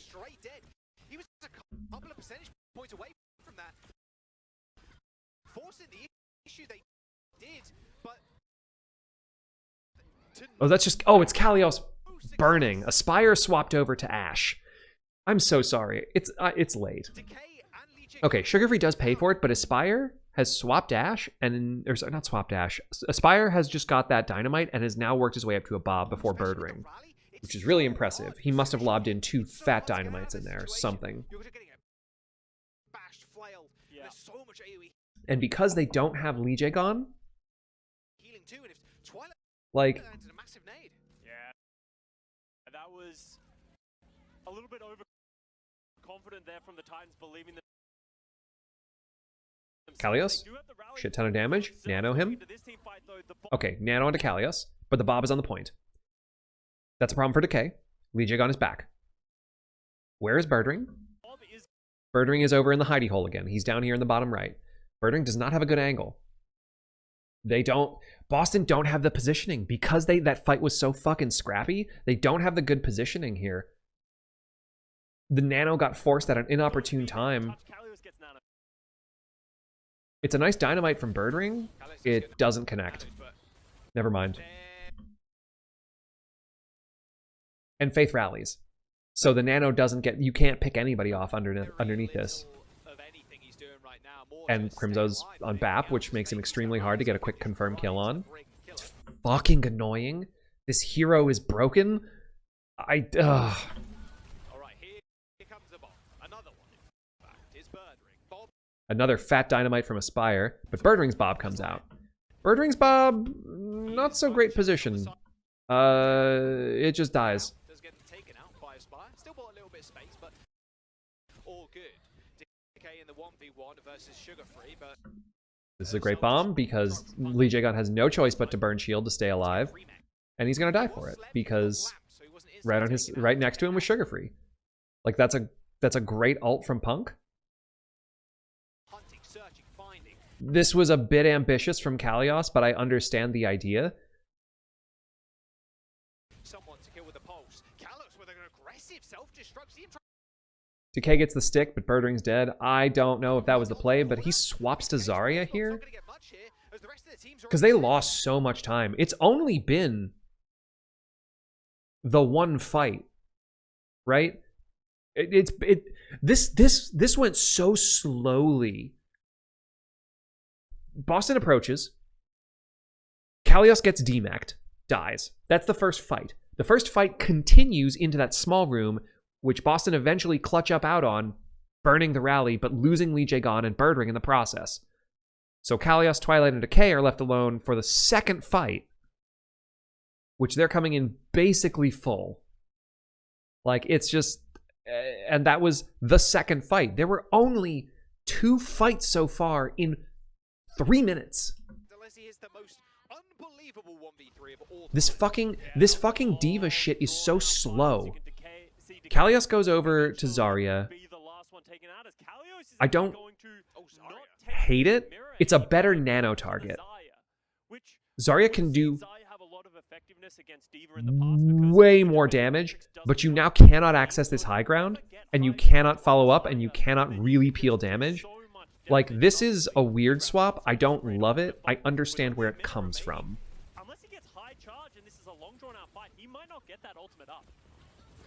So he gets his 40 off his first bubble. Decay went over to the Genji and I missed it. This comp is just so fucking weird. I understand like the individual pieces and parts of it and like how they think it's gonna work, but I think you're gonna have a really hard time. Like, it's just gonna struggle. And again, Genji is weak, but now you've split your nano focus. Are you nanoing Decay, who doesn't have Blade, or are you going to nano Kalios when he has full charge? So, window. Twilight tries to nade the backline. It doesn't succeed, which is unfortunate. If he naded Crimzo, this would have been... And there's the fucking lamp. Super annoying ability. Kalios gets the nano, but has taken a shit ton of damage, and Twilight cannot heal him nearly as fast as a Baptiste can. LeeJaeGon gets a second rally, though. Nade this time does hit Crimzo and Faith. That is a thread the needle right there. Twilight just burned to death, or like brutal. Sugarfree takes out Birdring. Traded back for the backline. That nade was really impactful. LeeJaeGon is rallying. Why? How do you lose this? How do you lose this with the rally? Are you just too low health already? Oh, man. Punk has the micro missiles, and LeeJaeGon just fucking explodes. Holy shit, dude. Was there still a window up? Oh, the window was still up. Oh my god, LeeJaeGon had both of his rallies end prematurely, and those were like back-breaking. That was a back-breaking pick onto LeeJaeGon. And it's not even like he did something wrong, it's just... and Aspire dies, and it's just a baby diva and a fucking tracer against a Zarya with some shield, nearly on grab, and decay. But LeeJaeGon died, and they don't have any healing. It's just the baby diva, the two smallest characters in the game, Sugarfree and Punk on a baby diva. Oh my god. I mean, that's incredible from Vancouver. Like, that is literally the pick they needed. Like, but again, this comp, these comps that Boston are running are wild. These are wild comps. And I don't think Boston have figured out how to run Diva yet. Like, I mean, they've won with... Kalios up till this game was undefeated when he was subbed in. He was undefeated. Sigma and Diva, he was fucking rolling. He was looking good doing it. He gets so many fucking eats. But Boston don't have a clear idea of how they want to like execute. Oh my god. And even though they like have some of the success, if they are making their condition this dynamite dash thing with the Ashe Genji, it's not getting consistent enough value. I just don't like... I don't think that anyone in Boston is playing badly. I just don't think their comps and game plan were very good. And this is... I mean, this is just obnoxious. You can get, like... They say this, I think, correctly. Punk's on Sigma because he knows that he doesn't have to play streets. He doesn't have to play streets. He can shit out damage here. I think this one's just a quick roll. I don't even know if there's anything to, like, point out here. This Bat Brig is so obnoxious. It's so obnoxious. It feels like double shield all over again. This feels like double shield, quite honestly. There's just a tracer here because there's only one shield and you can flank them better. Okay, so they give up high ground as soon as they see the Sigma. They just back out. They just back out because they know they'll just keep walking to point. So they have to go back to point to hold there. Titans heads out there. All right, very slow comp here for Titans. Scott. Punk on the Sigma. It's an interesting look, and I think this is like good nade. Really good nade. Can't do anything about it though. Can't do anything. Sig Bat Brig. You can't confirm quick dives. This team wants to dive and they can't do it. Because Smurf's not in. Because they wanted to do Diva this map. Because I think something's happening in scrims and Diva is meta. Diva Bomb is just worse than Primal. Does he hit that rock or does he hit the thing? I don't know. Either way, they're just getting poked out. I mean, look at how far up he's postured. Look at what he's doing. Like, Kalios doesn't want to have Sigma in his face and have Faith whomping on him in his face, but he can't do anything else. There's no choice, and then just like the Spire just dinks decay and it all falls apart. They didn't have much of a chance against this fucking annoying comp. But the plan, the Boston plan is not good. The Boston plan is not good outside of dive so far. So they are a bit one-dimensional if this game is any indication. Alright, I'm gonna let this run for a second. I'm getting another water because my throat's getting dry. This map fucking bangs, though. Rialto was a great map. I love this map. I thought this was so entertaining. Like, despite this being a 3-1, this was, or 3-0, this was a close game, but I feel like Boston kind of handicapped themselves with some, like, weird comps. I don't know. Okay, so Diva on this map, way more sense for me. Like, Winston, not as good. Yeah, I would never. I think the only reason you play Diva on Blizzard World is if Winston is having problems with it in scrims. It looks like like Aspire is going to opt to go into that Hanzo. I don't love the Sombra in this comp. Which is You have this. This is just worse Winston dive. And I don't think you're going to get the kills fast enough on a map this big. I don't think you are. I think this is the correct read of how to play this comp on this map, like a long-range hit scan. Differences in compositions that are very important going forward, because this means that the Boston Uprising are going to have to play aggressively. Get the hacks, follow through with Decay and Birdring. Yeah, I mean, oh god, this is so ridiculous. Look at this. Yeah, that's sustained damage from the Hanzo. Pixel. Literal fucking pixel. Even Birdring can't. That's not quite sustained. Yeah, even Birdring a little bit surprised that Aspire hit that one.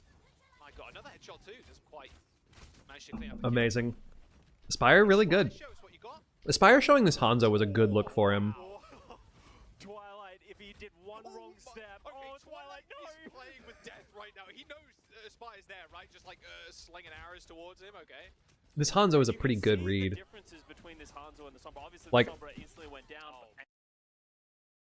Dude. And you can see the difference. Like, it's not even that much of a skill shot, just like... Sombra instantly went down. And again, if you're B- playing- Birdring just like... The Sombra is not living, and if you have like a Hanzo like this on your team, Sombra's gonna have trouble in this particular matchup. So Birdring goes Widow. I like the Widow. Twilight, Big nade forces them back. first point capture here for the Vancouver Titans, but this is so difficult to get these last couple of meters. Birdring's on Widow. Birdring's on Widow. Okay, so here it is. Okay. So the way that Titans are playing this is very brute force. It's so brute force. But you can brute force if you stay alive, which is why Rush works so well. So right now, he's got this lovely little angle over here. The Sombra, especially in this point, Twilight's waiting for... really worked. Twilight's going to try and nade the backline as they come out here. Grouped up. It's up to Birdring to hit. But Kalios gets slept and naded first. And the Sombra, especially in this point, like not really Yep, worth it. big It was nade. so grouped up. Slept just in... Oh no, that's not asleep. A couple of heads Sorry, Punk got now, slept. but huge pulse bomb from So as soon as Kalios is out of max, Sugarfree hits the stick. Aspire dinks Kalios. Decay trades Sugarfree. AoE damage to on Birdring gets Aspire. top of it. A snappy shot from Birdring though. Both Decay stays on it. Twilight stays alive. Taking a trip on one of the little gondolas there too to try and stay alive away from Punk. They break mech, but they lose Decay. But with Decay dead, there's no one left to Man. touch. Self-destruct. Oh my god, Birdring. Oh my god, Birdring. Oh my Birdring. Okay. they Birdring's taken the first fucking point. pissed. Faith is like, Very please no. hard fought Please battle. don't shoot me. And in- Look, the way Turtle's behind the card. Birdring activated. Nanos Kalios as he loses the mech. Oh god. Wait. Hold on. When did he get nanoed? Point, like, not really worth it. Every When did the shot nano come out?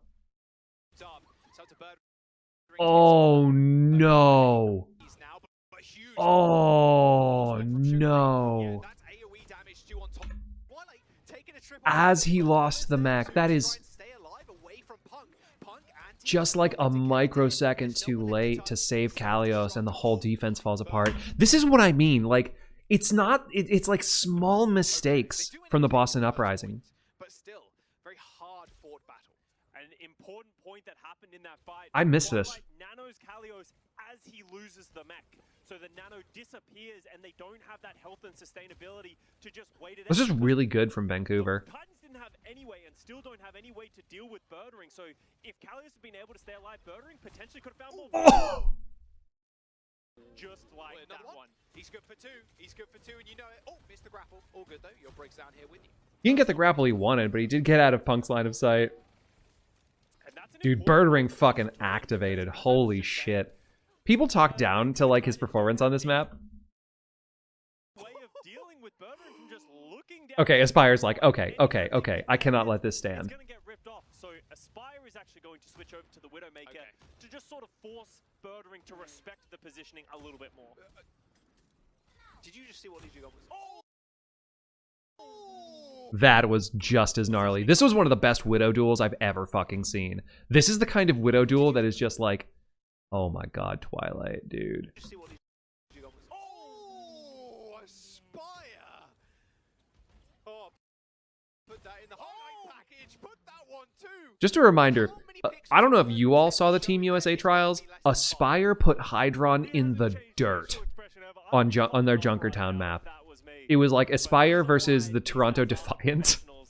And he, like, they swapped, I think they swapped, like, teams at some point mid-map. I don't know if they did or not. I feel like I saw, I don't remember which team Super was on. But, like, Aspire is, I am fully convinced Aspire is the best Western Widowmaker. Like, move over Kai. Move over Kai. This guy is the truth on Widow. I'm glad Birdring has shown some fucking life on this hero, though.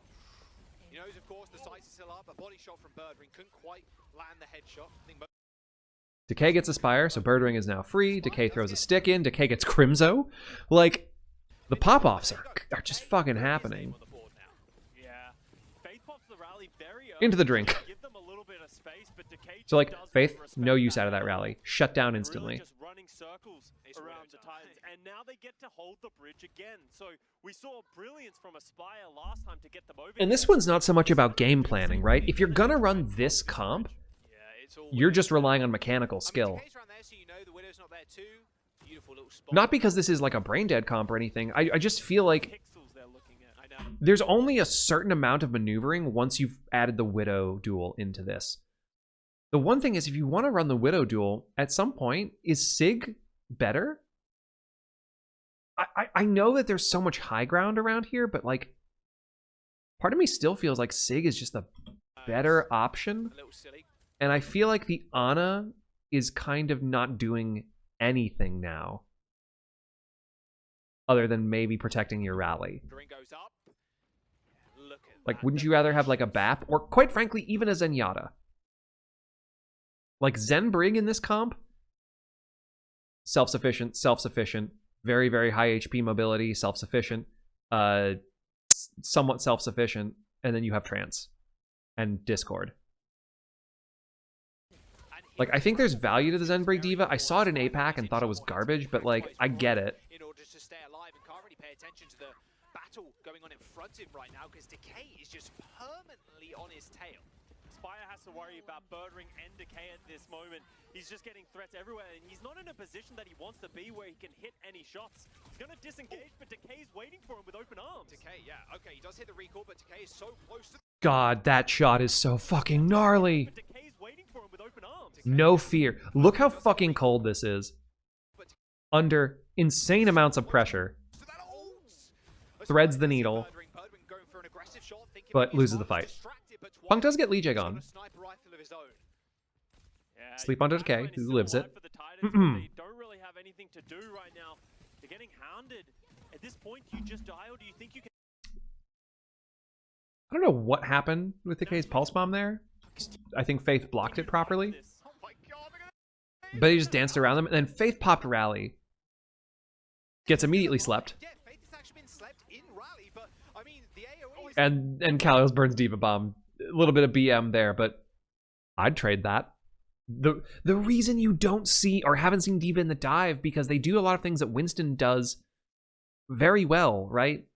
Forward pressure, high mobility, high damage, pick potential. Diva Bomb sucks ass. Trade it. Twilight does die. That sucks.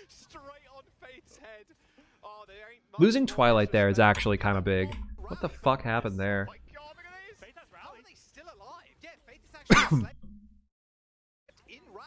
Twilight...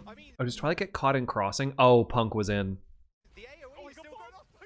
Oh, balls. Well, that's... I mean... Good to cancel the rally. Very bad to lose Twilight. I'll take that any day of the week. I'll take that.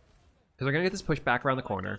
No. In comparison to Blizzard World, this map was so good. So if Kalios wants to play aggressive at any moment, he can go there. God, Aspires. But you can see the Titans just unable to... Yeah, every time it pops up, I'm just like, is he going to hit another one? Okay. Support's up here. Mobile death unit on tank. Hit scan over here. Stacking high ground. Sniper. Corner of this. Where is Birdring? One of the hardest points to a tank. There is Birdring. Take any valuable angles for Aspire at the corner of this. This is one of the How much does he even like? Goodbye. Attack in any map. Oh my god, and Decay. A highlight reel right now for Aspire and Birdring, both killing the Tracers with headshots. This is an awesome fucking Widow duel. I don't care what anybody says. This Widow duel fucks. Big nade. Big nano. Kalios had to be left alone. Oh, LeeJaeGon took the nano earlier. Okay. Good anti. That's a really... Crimzo had a lot of really, like, pivotal antis. Faith says, was it worth it putting it on me earlier? Now look at you. Birdring's in a bad position right now. This was a bit of an ego play by Birdring. This was I saw this happen. This was a bit of an ego play. It had the chance to work. Birdring's in a bad position right now. Yo, what Birdring doing? Oh, Birdring was feeling himself, and he went on the bit of a Narnia flank. They've seen Decay in the backline. Okay. Birdring, Kalios, LeeJaeGon. Decay's taking high ground. He's looking for Aspire, and Sugarfree's gonna go back to check him, while the rest of this posture's up. Trying to deal with it, but I mean, that bought enough space and time. Oh wow, they're really just hard denying Decay. They all were just like, no, fuck you. smart play by Birdring. They're like, we need to keep Aspire alive. Aspire has done so much at crucial moments, going so far as to counter Birdring's, like, he's not stopping Birdring, but he is counterpicking Birdring. That is huge, though. Great play. They're gonna get out, right? They're gonna have to back out. Sights available for Aspire when he spawns. Couple of ults. In fact, no, switches up to Hanzo trying to get some value. Okay, so they counter dive onto Birdring. Decay doesn't hit the pulse. That's unlucky. And Punk has just fucking mowed the backline. What the hell happened here? So Punk's...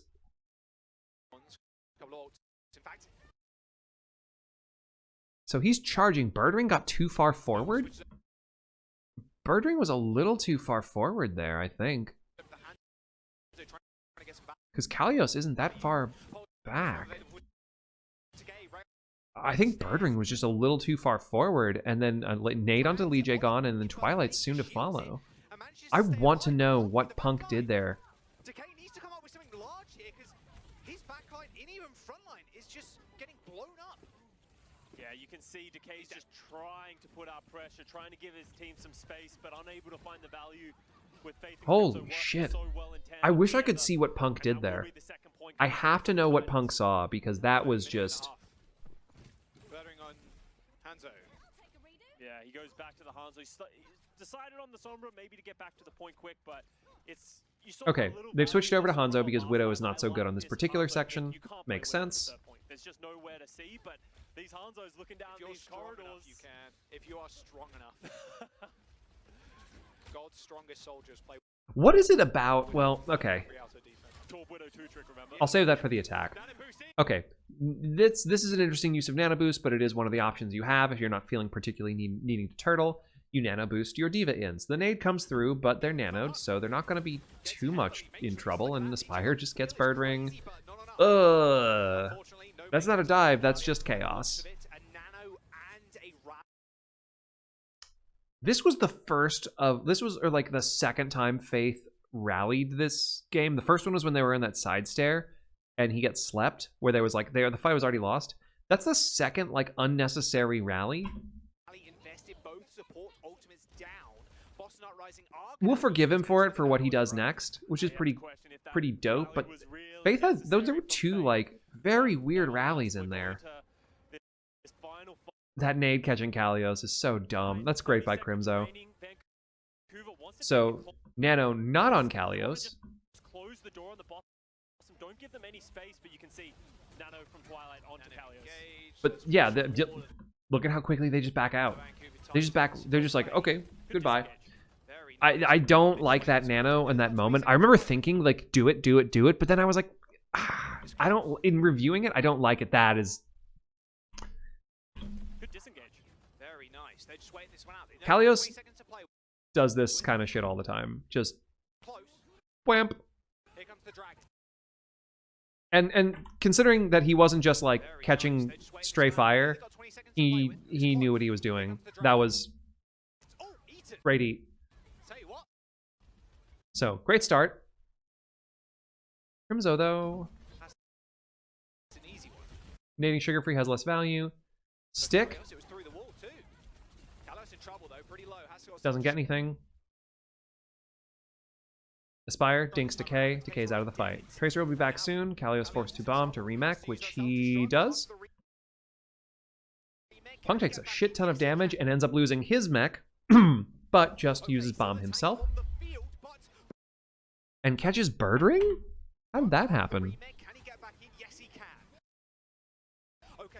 Birdring...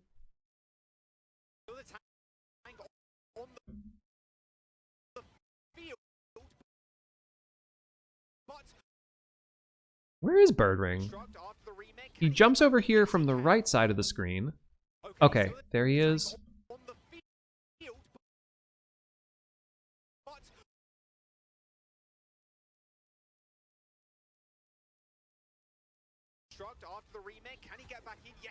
Birdring? What the hell?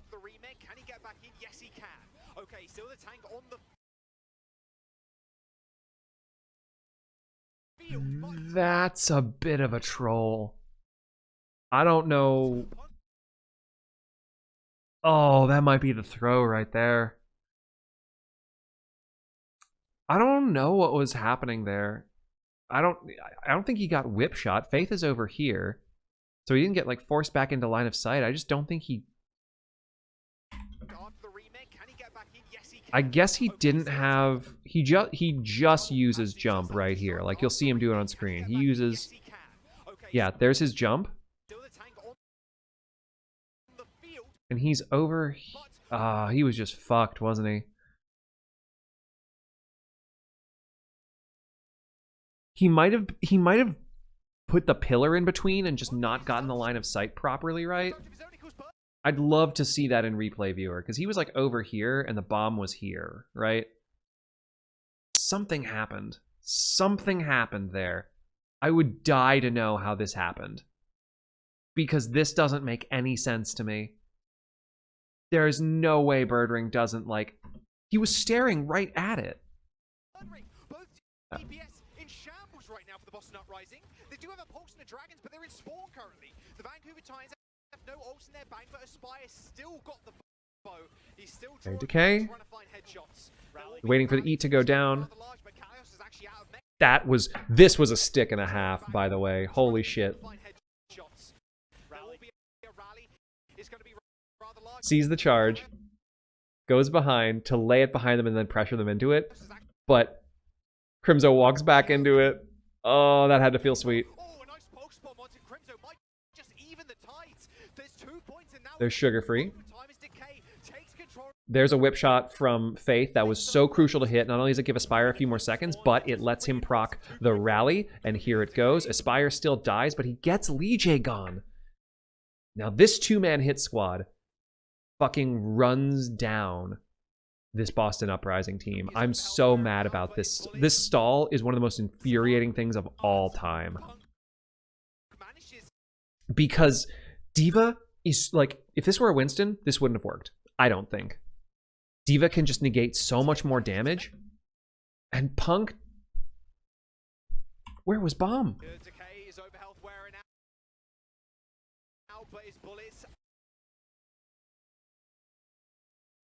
That wasn't Bomb, that was Mech. Kalios was de-mech'd, and he was trying to get back into Mech. And he doesn't. Kalios can't get back into Mech. Twilight has rally armor. Faith gets naded. But Birdring gets collapsed upon by Punk. And it's just Decay. Decay has to keep the card alive. And Crimzo's back on the Lucio and gets booped away. Nade comes through, but Crimzo just gets them across the line.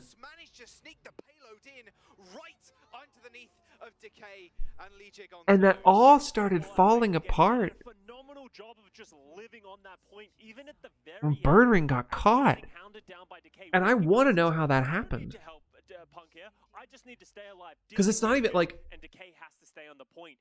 Very smart. Oh, man. Vancouver Titans throughout their Playing out of their entire minds. third point, playing to their Playing advantage, really well. disengaging where they need Playing, to. like, generally, like, pretty They've well. got Boston Uprising on Just the not ropes as they get 3 clean. captures here on Rialto. A pretty difficult map to capture. Very tough. Okay. There's a world. Aspire opens with the Widow on defense. Makes sense. Because at this point, Birdring is 100% coming out on the Widow. They figured out what Vancouver are doing. It's a race to kill the Tracers by most of the time, especially these Widows players. You don't want to get harassed by the Tracer, otherwise you are sitting duck. The biggest issue that happens when you walk into this Widowmaker versus Widowmaker duel is you kind of live and die by your Widowmaker player, especially in these setups. If your Widow is popping off, you could do anything else and it would have Crimzo recognized that he should not be standing there. Boston Uprising aren't really going to be able to move around the map or find any value or picks. Ooh. Okay. Crimzo with just a body shot. He's going to bandage that one. Right. This shot is nice. This is the fit spot. Spire's kind of shielding him right now. A lot of tracer rounds going off. So Goes up. I don't know who spots him. No. I think maybe Kalios sees him. Yeah, they see him right here. I remember the shot. And Birdring on the counter jump. Like, holy shit, Birdring. He's flaming. Oh, he hit a grapple shot of his own. Even a spy's like, what? Yeah, He hit where that. was he? Oh! What a shot from Birdring. My god. They lose this game, but Birdring stop. They have families. Birdring is living. Titans, yeah, they're dying. Pretty quick. Another one, maybe? Whew. I'll live by Birdring, honestly. Oh, yeah. I'll live or die by that man. Okay. Any day of the week. And that could just be the first point right here. You can see They that do they're get a kind of second thinking contest. about crossing this bridge. Punk is going to go for it, but he's going to take so much damage just closing this distance. Just throw. This is going to get hard for Birdring. This is like the worst spot for Birdring, which kind of sucks. Like, Birdring now needs to go over to the fucking side angle and probably should have been setting up there. Because now he just doesn't have the space. Punk goes in, big nade by Crimzo, yet again. That's a classic Kalios didn't eat that one, I guess. When you've, missed the shot. 2 meters to go, though. I mean, pretty close. Yeah, and a Ults are coming online. working all the way back in this old spawn. Birdring doesn't want to widen out to this point, but Punk is going to be able to just sort of almost permanently anchor onto this point while getting heals. Yeah, this is just Aspire just has the untouchable positioning until Birdring picks another angle. Because Birdring doesn't have the good angle here. And Faith. It's a good biotic grenade, but They demech. Decay gets the stick onto Sugarfree, but Twilight's down. Punk dies for the Diva Bomb. but it gets traded. Stuck Sugarfree in They get this across the there. line, Stuck right? up. Faith gets LeeJaeGon. They get this across the line, right? They nanoed Faith. Yeah, there's so many Holy counterparts shit, that dude. Faith's got Nan. Faith is attacked. Who did Twilight nano? Kalios. Wow, Decay stuck Sugarfree in that? They're like stuck the Ana. I mean, with Punk dead, there's so many health bars you have to kind of chew through, but Faith's got Nan. Faith is attacked. He's going in. He hit the And then whip shot on Decay. 2 fights. It's been 2 minutes. And now, like, Aspire just has a fucking shooting gallery. Part of me just wants them to swap. Oh, it's a chase down. Like, part of me wants Birdring to swap to something else on this final fight. But he can still open this back up again. And Aspire cannot be allowed to be uncontested, but he's going to be uncontested. We talked about living and dying by the Birdring Widow. He wasn't able to find any value in that final fight, so they didn't have anything to go. But FaZe popped the rally. And then this just, goodbye. Sights up, they go down at 130. There you go. I don't know about that rally, LeeJaeGon. Faith rallies, stuns you. You're at half HP. But FaZe popped the rally. You're so low. Sights up, they go down at Twilight's been forced out. Like, or Faith is just blocking Twilight from healing you. I think that's a bad rally. I think it's a LeeJaeGon rally. And that could have gone very well, but I don't think it's a plan. I think they're just... This is a very reactive comp. I mean, this is a sure win fight here for the Vancouver Titans. I mean, they self-destruct. I don't know. I still don't know why Kalios did that. I see what he sees. Maybe? But he doesn't swap to, like, Sigma. I mean, self-destruct. Wow, they've lost Twilight. Okay, that's a little bit of a questionable self-destruct because you're not going to have it for this upcoming fight, and you knew the fight was already lost. And then you saw this swap, and I wondered what was going on. So, like, but now you have to stay Diva if you do that. He's just believing in himself. This is just raw confidence from Twilight of, you guys can't find the picks. Someone was, like, freaking out about this comp. I saw this show up in APAC too, which makes me think people are trying it in scrims. You can get away with it with this comp because, again, self-sufficient, high HP, high armor, high mobile, fairly self-sufficient. This is the moment where you kind of almost want the Sombra again to get pack hacks, but packs are badly distributed on point A to try and do that. Like, even if you control the one over here, I mean, Aspire is going to have line of sight on that. You're too close to the end. It's not really worth it, but you've got a minute to go, and you need to just get damage and picks. Like... Not it's swapping off the Ana is not egregious. Baptiste might have been better. And Twilight is a extremely good Baptiste. I don't know why people think he can't do it. I watched him do it on the Shock and just fucking dominate. Yeah, I was a bit back to that, I'm just saying. True. Oh my. Birdring was surprised he missed that one. You could see it in his face. But Decay gets Aspire, so that's a good opening. They're going to keep pushing it. Birdring gets Sugarfree. But because the card has fallen back so far, and Decay is forced to recall this early because his supports got pressured back by Punk, who pays with it for his life. Or pays with his mech for it. Faith just keeps hitting these fucking whip shots. Holy shit. Yeah, Aspire is free still. Like, Aspire, like, people are like, why? People are like, why didn't Birdring pop off here? This angle is so dominant for Aspire. Birdring is like has a Sisyphean task to get in space. LeeJaeGon's just dead. Decay it's Decay? That's weird. Decay still doesn't have his recall because of how many times he's got whip shot, so that's like a really good... Hold up. He didn't stick Decay, he stuck LeeJaeGon. Where is Decay?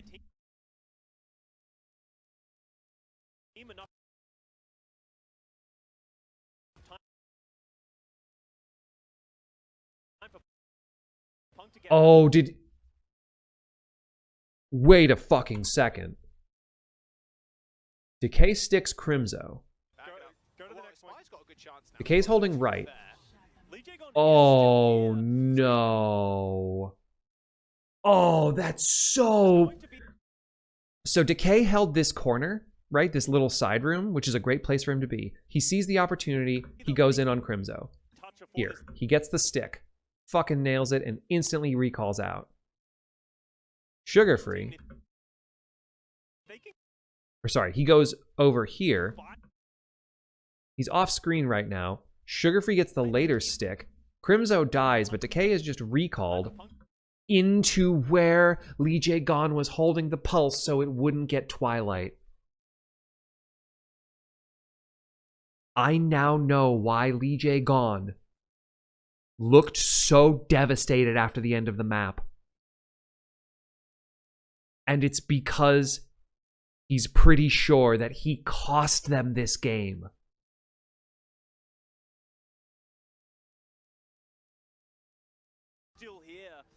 If I put this into the 0.25, where the fuck is playback speed?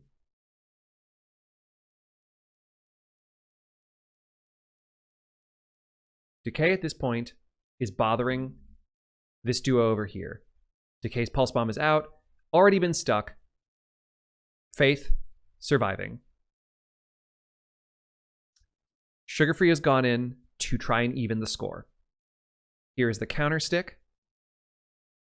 Now, Twilight is here and needs to move behind the cart because Aspire has sights and a free reign. Birdring cannot peek this to keep Aspire down because he doesn't have sights. So Twilight has no... if he moves right, dude, Zenyatta is the easiest Widow target in the fucking game. He's toast. Kalios can only tank so much of this damage, so he has to move behind the cart. LeeJaeGon thinks that he's doing the right thing, but he doesn't realize that Decay, look at where he charges. He tries to first countercharge into the Tracer, and seeing Twilight move in, he has to turn the shield away from Twilight.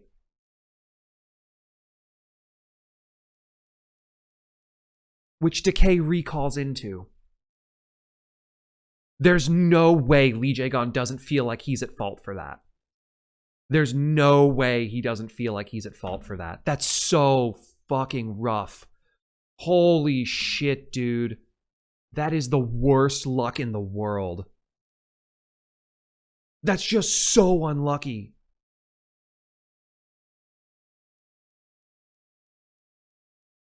Oh my god.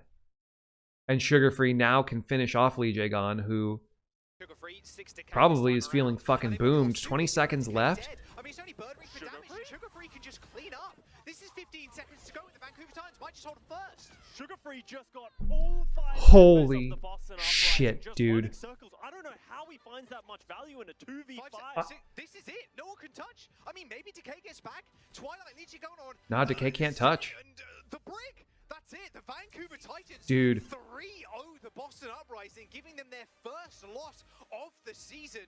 An unbelievable performance from the Titans. My God. LeeJaeGon knows that LeeJaeGon knows that's on him. But it's not even like his fault, right? Like that's just shit fucking luck. And like if I'm Decay, I'm probably like, holy shit, that felt terrible. Like that just probably feels terrible. They're gonna look at this later and they'll be fine. Like, I think they'll be fine. But LeeJaeGon, the reason... Custa was, like, wondering, and I thought he had... I thought this was a freeze frame when I saw it. I thought his camera disconnected, because he held this for so long. LeeJaeGon has had a bad fucking week, right? Izayaki's in the hospital, right? It's probably been weighing on him all week.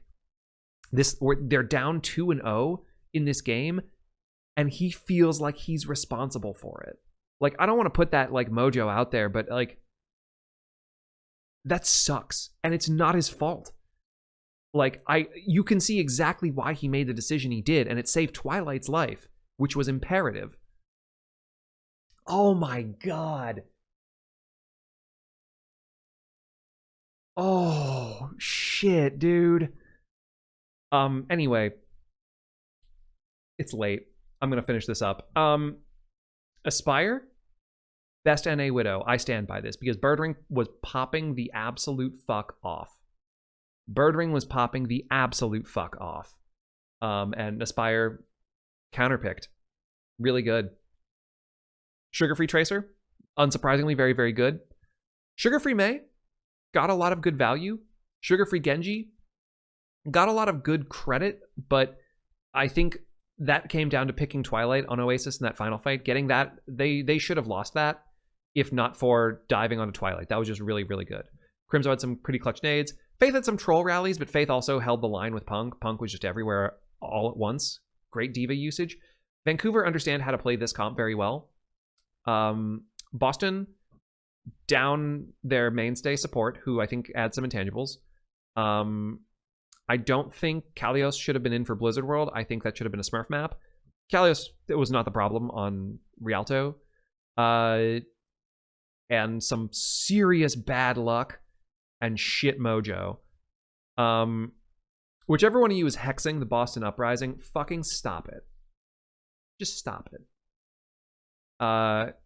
Vegas have the week off. Or sorry, Vegas. Boston have the next week off, and then they'll come back to Vegas Eternal, which is a softball, frankly. I don't think they'll hold a candle, though. I'll see how Vegas do this weekend and see maybe if they have a chance to take a map. It's always possible, especially if the meta is shifting to this diva shit. If you're a Boston fan, I wouldn't be too worried. This was a cursed game. This game was so cursed. I'd be a little worried if the meta shifts away from Winston, But if it's Junker Queen, I actually still feel pretty good about this team. We hope Izayaki has a speedy recovery and he comes back soon, because I think he provides some major intangibles to this roster.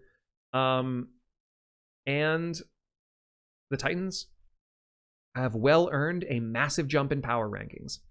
All right, that's it for this review. 2 hours long is pretty long for me. I'm going to bookmark this one, edit it as quickly as I can, and get it out hopefully before Wednesday. I will also be doing the other big one. I want to do Defiant Nixel next, so hopefully it comes out soon, and I think by this point Hangzhou Dallas should have been up already. Let me know if there's one you want me to look at specifically in the comments. There are some that I'm not going to look at because they were really bad 3-0s, and I don't think we'll get anything out of them. But yeah, anyway, hope you enjoyed this. If you like my content, like and subscribe, you know the deal. And I'll catch you in the next one. Good night.